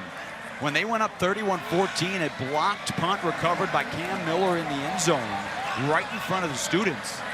But then that end of the second quarter, when Ohio drove 90 yards, converted a 3rd and 10 inside their own 10. And then started the third quarter with a 75-yard touchdown drive, has really changed things. And he said to Caroline going into the locker room, Brock, this defense has to keep up its own end. And he is trying to get them to do that right now. Despite how many points they were up at the half, he said it, the defense needs to play better. This is what he was hopefully not anticipating happening. But here they sit with Parker Navarro rolling. They were in a game like this to end last season in the Rate Bowl against Kansas State. Kaliak-Manis kept it. Wrong decision. Jalen Thomason on top of him. And it'll be 3rd down and 5. Ethan able to run the football, but there's just too many white jerseys back there. And a huge credit to DB Jalen Thomason for forcing Ethan to make the wrong decision. And Brock, as well as Rutgers' offense has played tonight, they have not converted a 3rd down. Now, they are 0 of 4 on 3rd down. Cannot stress enough, they converted 3 4th downs. But they didn't convert the last. Ohio comes with just 4. Kaliak-Manis pulls it down, and he does not get there. Stopped inside the 35-yard line. A big-time hit, Casey Seegers. And now a decision for Greg Schiano. The momentum is all on the Ohio sideline. It's 4th and 2 inside your own 35. You see running back Jay-Sean Benjamin there at the bottom of the screen. Ethan had him if he was going to look that way, but when you feel that pocket collapsing, you start getting tunnel vision. Offense is staying on the field, and I love this call. I do. This offensive line has consistently gotten pushed. You need them here now more than ever. 1 yard is what you're telling them. They need 1 yard. 4th down conversions tonight. They need 1. Ohio brings everyone. They've got the 1st down. Raymond leaned forward. He picked up 4. And they will keep the football on a massive play. Massive run there by Antoine Raymond. This offensive line will continue to get pushed. Yes, the offense as a whole has slowed down, but that push has not slowed down. Now that you have a fresh set of downs, that Schiano is not impressed at all. I want to see KJ Duff. I want to see Ian Strong. I want to see something downfield now. Strong has 5 catches. He is at the top of the screen. Good blitz pickup. He goes for Strong. Wide open. Tank Pearson got him around the ankles, but right on cue. You wanted a junior, you got Strong into Ohio territory. Fantastic route. Whenever there is that much separation, watch how he's able to create. Boom. If I can get that cornerback to turn his hips, I know that my quarterback is going to be confident with the window I'm going to create for him. Number 9 saying 1st down. Kaliak-Manis has been on target. He has only completed passes to 3 different receivers, but that's nitpicking. 15 of 19, and he has been pinpoint all night. Back to the ground. Thomason spins him around, and Raymond picks up maybe 1. Back downstairs to Caroline. Jason, Ian Strong earned a spot on Athlon Sports preseason Big Ten team because of his success last season, but it's his experience and his leadership that he's actually bringing to this wide receiver room. In terms of the most tenured receiver on this team because of games played at Rutgers, he leads that group with 25 games. So he's bringing that to this group and hopefully helps them make some more moves down the field. And it's a talented group, without a question. Big hole again. C.J. Campbell bursts through. That's 15 more on the ground, which will bring us to the end of the third quarter. Rutgers knew it was a tough opener to start a season, and they have gotten everything possible from Parker Navarro and the Bobcats. Tied at 31 in the opener. First game of the season here on Big Ten Network.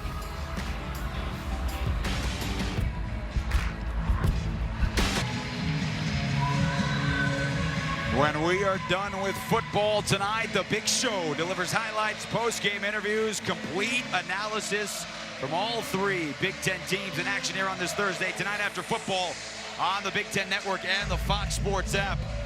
We have seen offensive fireworks from the get-go. Ethan Kaliak-Manis and the Scarlet Knights scored 24 in the second quarter, but outscored 14-0 in the third, and we are tied here to begin the fourth. With a 1st and 10 on the ground, Campbell, modeled up by Seegers. After about two, Jason Horwitz, Brock Vereen, Caroline Hendershot down on the field. We knew Rutgers felt good about its offense coming into this season with a Kaliak-Manis again. Ohio knew with its quarterback, Parker Navarro, they thought he could deliver, and both have been true. It's a new day as far as Ohio is concerned. We have a new head coach, but that success that we have had for the past 3 years is going to continue, and this Rutgers offense slowed down here in the third quarter, but by all means have had a phenomenal day, but they have to finish strong. You mentioned the tempo. They go slow here to start this fourth as well. Jack Freeze chops down Campbell. His first game as a Scarlet Knight, transfer from FAU. 8 carries, 44 yards. Rutgers tonight 126 on the ground at 5 yards a carry. A tight end is going to leave the field, and Colin Weber, and D.T. Sheffield is going to come on the field. I see Rutgers anticipating man coverage here. Ohio's going to bring some coverage. If you can get Ethan some time, there has to be a matchup down there that you can exploit. In strong, one-on-one coverage at the bottom of the screen. He rolls. He's got the tight end, Fletcher, foot in the ground. He needs the 11, and he's got the first down. Extra effort from Kenny Fletcher, coming off this season-ending injury last year, and he's back. He's got his second grab. And he just leaks out here to the flat. Ethan could have waited as some things looked like they were going to open downfield, but I like his decision. Let's just get this first. My man is open right now. I'm going to get it to him, and I'm going to trust him to break a tackle for a first. Now check out his first catch of the night. Second target for Fletcher. Season-ending injury last October against Wisconsin in his first year as a tight end. Here comes the blitz on first down. They run into it. And that's something that Ohio didn't do the entire first half, Brock. They didn't stop any of the runs up the middle. Different story here in the second half. And I tell you what they're doing, a lot of cross dogs, meaning both inside linebackers are just blitzing. They are clogging up A-gaps. They are forcing the running backs to bounce. Now, the Rutgers running backs are still having some success, but to your point, the Ohio defense looks twice as stout as they did in the first half. For their defensive coordinator, John Hauser, holdover from the staff. He was with Tim Albin. And Coach Brian Smith said, got to keep John Hauser, and they did. Second down and 9. Kaliak-Manis on the ground. Broken tackle, Raymond pushing. And he's a couple of yards short of the goal line. Now they can't get a first down. So it will be third down and about 1 from the 3-yard line. Ohio fit the run fit perfectly. They just didn't count on Antoine Raymond breaking all those tackles. Violent runner, and similar to who he's replacing, Cal Monungai, getting stronger as the game goes on. Raymond had a touchdown in the opening drive. Can he cap off this one here to start the fourth? And they're going to have to go back 5 yards. Penalty marker down. False start. Offense number 12, 5-yard penalty, remains third down. As the tight end, Kenny Fletcher. Looking at the right side of the line of scrimmage here, closest to the camera, and that flinch is enough. Well, number 2, there's the emphasis now. The defense cannot, defensive stem. Right, cannot imitate offensive snaps or any movements that aren't quote-unquote natural. You cannot tell that from here. That was definitely towing the line a little bit. It's obviously naturally, there's some gray area there. So after the penalty, back it up 3rd and 7. We'll see if Cali Agmanis goes to the air. He does. To the 10 zone. And it's just in front. Sheffield, the intended receiver. And Rutgers on 4th and 7 will send out Jay Patel in the kicking unit. And you're going to see Sheffield crossing the field. Watch Tank Pearson, cornerback number 7, closing that window. And even though the ball is a little too far out in front of D.T. Sheffield, the fact that Tank Pearson closed that window was what made Ethan not able to really stand in there and deliver that ball when he wanted to. He had to throw it a little early. Earlier in the ball game, Patel broke the school record with his 14th consecutive make. This from 26 yards after he hit from 23. And Patel puts it through to put Rutgers back in front. They cap off a 13-play drive with 3, but they've got to get a stop on the other side.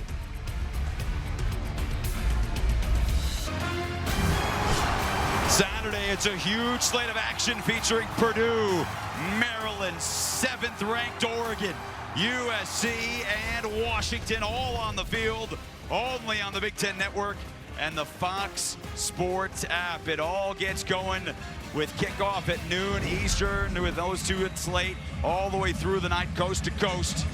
So nice. 2 years in a row, Brock Vereen, the coast to coast, all the windows, football all day long here on Big Ten Network. It's a beautiful thing. It really is. Excited for that Oregon matchup. Dante Moore, the new man under center over there at Oregon. Don't forget about Big Ten Tailgate live from Maryland to get your Saturday all kicked off. It's a short kickoff. Iman Dennis, the Michigan transfer, almost squirts through. And he is out to the 24-yard line. Now, Rutgers led this game 31-14 with about 4 minutes to go in the second quarter. But they have not had a defensive answer for Parker Navarro here in this ball game. He is at 312 yards of total offense and 3 touchdowns through the air and 1 on the ground. Defensively, you just have to stop the bleeding. It's a big pass breakup. It's a sack. It could even be a big hit after a positive gain. They just need a reason to celebrate. They haven't celebrated together in a long time. They start with a run to Duncan Brune. And the German for a couple of yards. Eric O'Neal on the tackle. He followed current Rutgers co-DC Zach Sparber from James Madison, a dynamic defense they had a year ago. And again, they're placing so many players on the defense. Tyrone Powell, Wesley Bailey. Last year they thought they'd have Mo Touré, right? Injured before the season. This year now at Miami. Hendricks again into the secondary, out to the 39, 15 more. 9 catches for 116 yards on a career night for Chase Hendricks. Just too much space. Kaj Sanders has him man-to-man. Look how much space is between him and wide receiver Chase Hendricks. You have to tighten that down. Trust your speed. Trust he's not going to blow by you, because they'll take that every play. Came off the field. Remember, they needed some attention on the last drive. He came up hobbling a little bit, so he is back on the sidelines here on 1st and 10. Inside of 10 minutes to go in what has turned out to be a whale of an opener. Bruin carries 1 defender into Moses Walker. Double-digit tackles tonight for the linebacker from Staten Island. It'll be 2nd and long. Cam Miller didn't make the tackle, but he sets the edge here. They run a split zone look. Bruin was looking to bounce it. Cam Miller tightens it down so that his linebackers can get there and make the play. Great job by the nickel. He led him into Moses Walker, career high 12 tackles tonight. Phenomenal game. Remember, last year it was Jabome who had 14 tackles in the opener against Howard.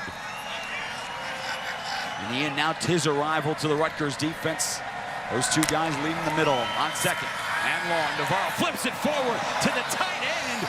Oh, and that is a massive tackle by Jabome, because Mason Williams had a lot of space if he got free. Oh, that's a fun play call. They're making it look like Navarro's going to the outside, hits him with a delayed shovel pass, almost like a tight end screen. And boy, if Jabome does not make that tackle.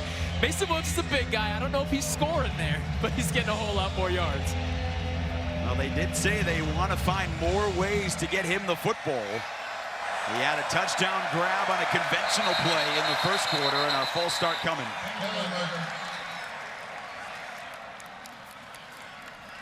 Ohio's saying this is on Rutgers.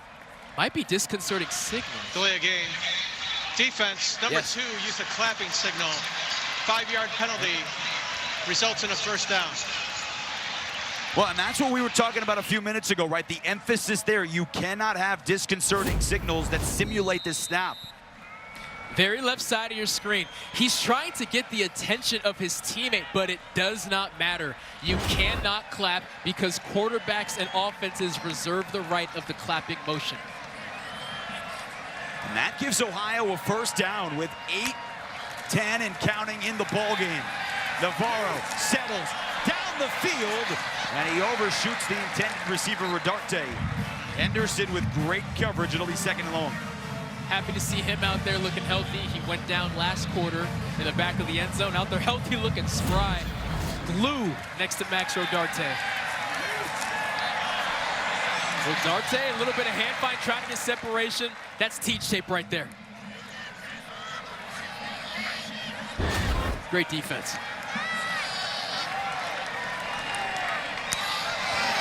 Rutgers answered the 17 unanswered with a 26-yard Jay Patel field goal. Ohio trying to respond and tie or take the lead. Navarro kept it himself with the shimmy. Sanders grabbed it for a gain of 3. An open field tackle that might have saved a first down. And credit to Cobb Sanders. The past 2 times he's had Navarro in the open field, he's missed that tackle. This time, he holds contained, and he makes the play. Talked about it earlier, just one of 3 returning starters for Rutgers on defense. Third down, Rutgers looking to bring pressure, but we know Navarro can always find a way out of that pressure. They got to get him on the ground. 5 of 9 on third down. Navarro, and he's gobbled up. Moses Walker on a career game, brought him for a loss, and it's 4th down. Just a massive game by Walker. Massive, as Coach Shiano saying, defensive safe. Defensive safe, meaning they're going to stay on the field for this punt. Trying to set up a little QB power. There is nowhere to go. Moses Walker beats the pullers to the punch and gets him on the ground. Moses Walker, 14 tackles, career night, 2 tackles for a loss. None bigger than that. Now remember, they had a problem. Nick Hammer had a problem with the long snap. Magnus Haynes got this one back and gets it off. And a fair catch called for and made by Sheffield. Is this the tackle that saves the night for Rutgers? They have the ball, they have the lead. 6:41 to go, and it's Moses Walker parting the offensive line with the stop.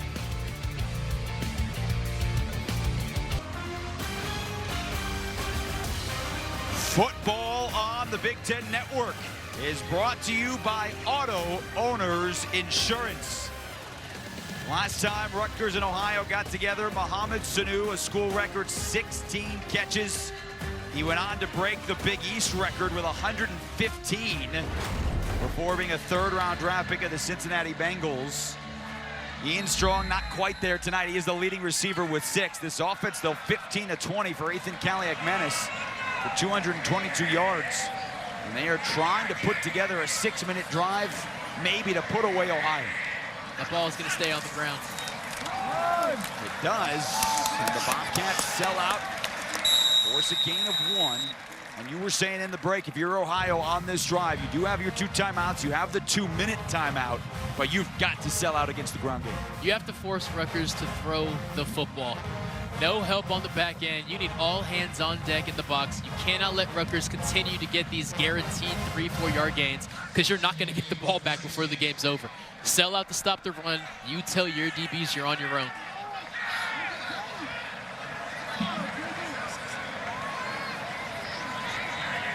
Plenty of time. They're taking all their time on the play clock. Kaliakmanis, they make him throw to the air, and Strong has his 7th catch of the night. And it's a first down. Fantastic throw and catch. And if you're defensive coordinator John Hauser, that's what you tell your defensive backs. You are on your own. Now Strong able to eat up a little bit of that cushion, but if you're Tank Pearson, you need to tighten that down. All game long, every pass has been caught in front of him. They're not going to run past you. Credit to KJ Duff and Ian Strong. They're fantastic receivers. Speed is not their name of the game. Tighten up that coverage if you want to get a stop.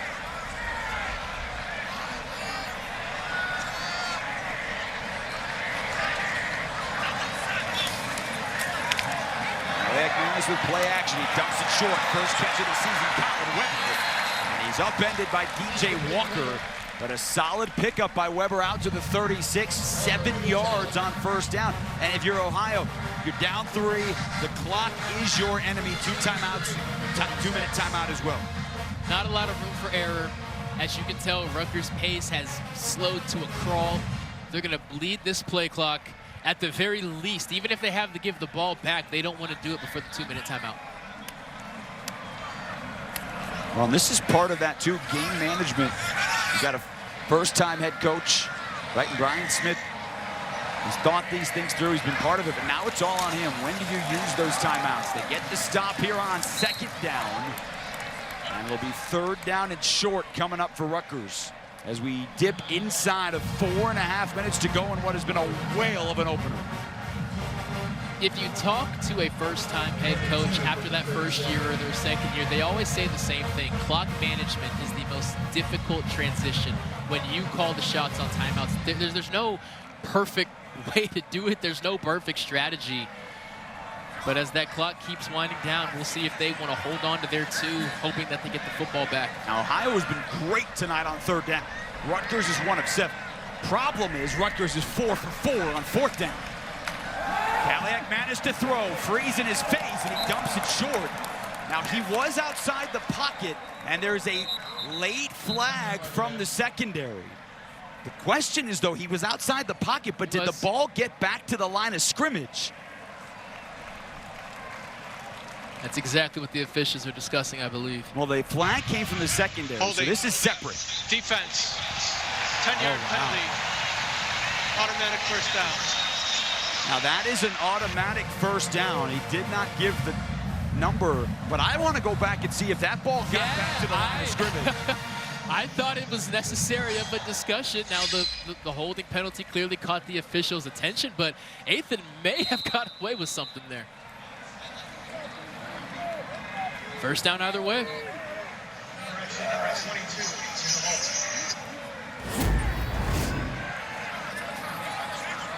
And they snapped it, and they need to get this to the 40. Excuse me, to the 37. Now we'll go back and revisit that. First down carry. Oh, he breaks through. TJ Kimber into the secondary, and finally brought down at the 31-yard line. A massive run of 23. Look at the Scarlet seize. Boom. Pop wide open once he sees that cutback. Breaks 1 tackle, almost breaks 2. Fantastic patience there. He could have got greedy and lowered his head and tried to grind out 2 or 3 yards, but he showed that patience. He trusted the cutback and gets a massive gain for them.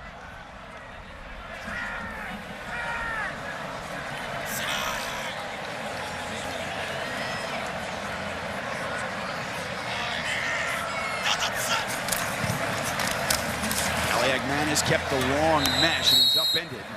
DJ Walker. Ohio still has not elected to take that 2nd timeout. Now they have to hold Rutgers to a field goal. Don't forget, Miami and Wisconsin. They will kick it off at 9:15 Eastern, 6:15 Pacific. About 17 minutes from now, Lisa Byington, Anthony Herron, Melanie Ricks waiting to jump around, and Camp Randall The other team that was in the MAC championship game last season. I was going to say, no slouches here on week 1.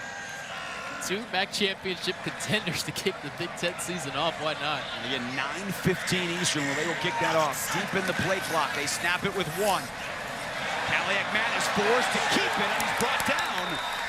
Molnar makes the tackle, and Ohio is going to let this tip down to the 2-minute timeout. Not burning their timeout on this end, but that is a massive tackle for loss, because you're about to have 3rd down and 14, and now with an opportunity to force a field goal attempt. A huge play coming up on the other side of the 2-minute timeout. Ohio needs a stop to get the ball back.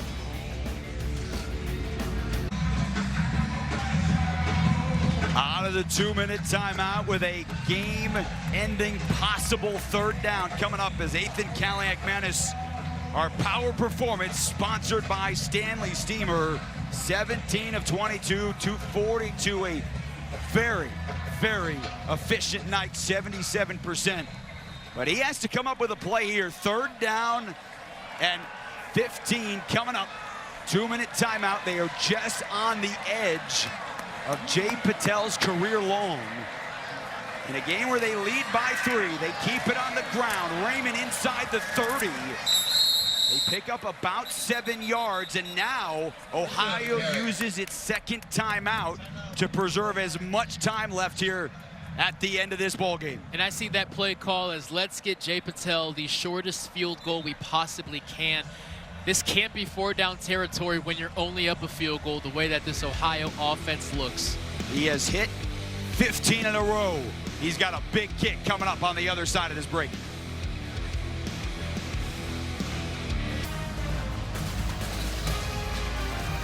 Well, you can only hope the next one has as much action as this one. When we are done, the doubleheader continues. Wisconsin squares off against Miami. Next coming up here on the Big Ten Network and the Fox Sports app. Rutgers has sent the offense back out on the field for a 4th and 7. Leading by 3. This would have been a 46-yard field goal for Jay Patel, but they sent Kaliakmanis back on the field. If they snap it, they do. To the air. First down, and maybe a ball game-ending grab by Sheffield. The Scarlet Knights 5 for 5 on 4th down tonight. And I think, Brock, they can run this clock out with Ohio having 1 timeout left. Gutsy. That is a gutsy call. And who else but DT Sheffield?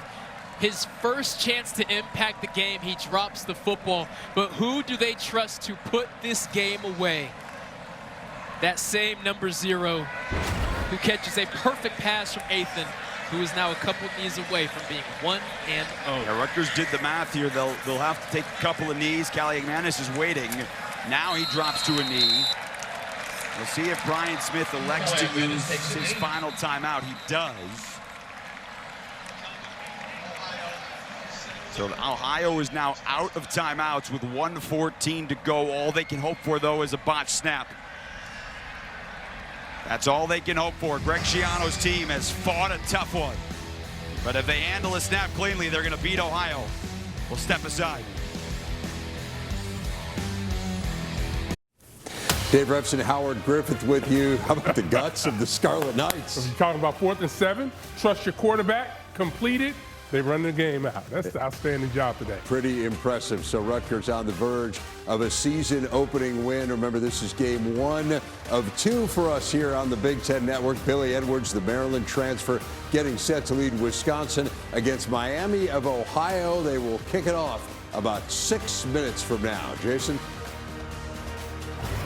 All right, Dave, thank you very much. With 1:14 to go, Parker Navarro and the Ohio offense stellar tonight, but they're going to come up just short. Again, they are out of timeouts. Rutgers will have to knee it 2 more times to escape Ohio with a hard-fought victory. Kaliakmanis drops 1, and he will do another one. But here's the play that ended our Quick Clips, sponsored by Sport Clips. Want another tongue twister? DT. to the ground. On 4th down, Brock, the 5th time tonight they went for it. That was 4th and 7. Instead of kicking a 46-yard field goal to go up by 6, Greg Schiano rolled the dice, and Athene Kalagman has delivered as he has all night long. And rolling the dice is not something that Greg Schiano has historically done. This is, I've said it all night, a new era of Rutgers football. Back-to-back 7-win seasons. The floor has been raised. Now let's see how high the ceiling can go. So Greg Schiano and his staff will breathe a sigh of relief. They knock off Ohio to win an 8th straight season opening game. Time for the 2nd longest streak in school history. But they'll have a lot of work to do before Miami, after playing Wisconsin tonight, comes here next week. It's going to be tough. But you know what? Coach Schiano wouldn't have it any other way. He said some people want some tune-up games week 1. We are going to know exactly where we stand at the end of week 1. And that's what you get when you have a tough non-conference schedule. He knew Parker Navarro would be a challenge, but they survive and win 34-31 here at home. Coming up here on the Big Ten Network, football doubleheader continues. Wisconsin against Miami. Now for Brock Farine, Caroline Hendershot, and our crew, I'm Jason Horowitz. Thanks for watching. Rutgers to 1-0. We send it to Camp Randall. Lisa Byington, take it away. Is a presentation of the Big Ten Conference.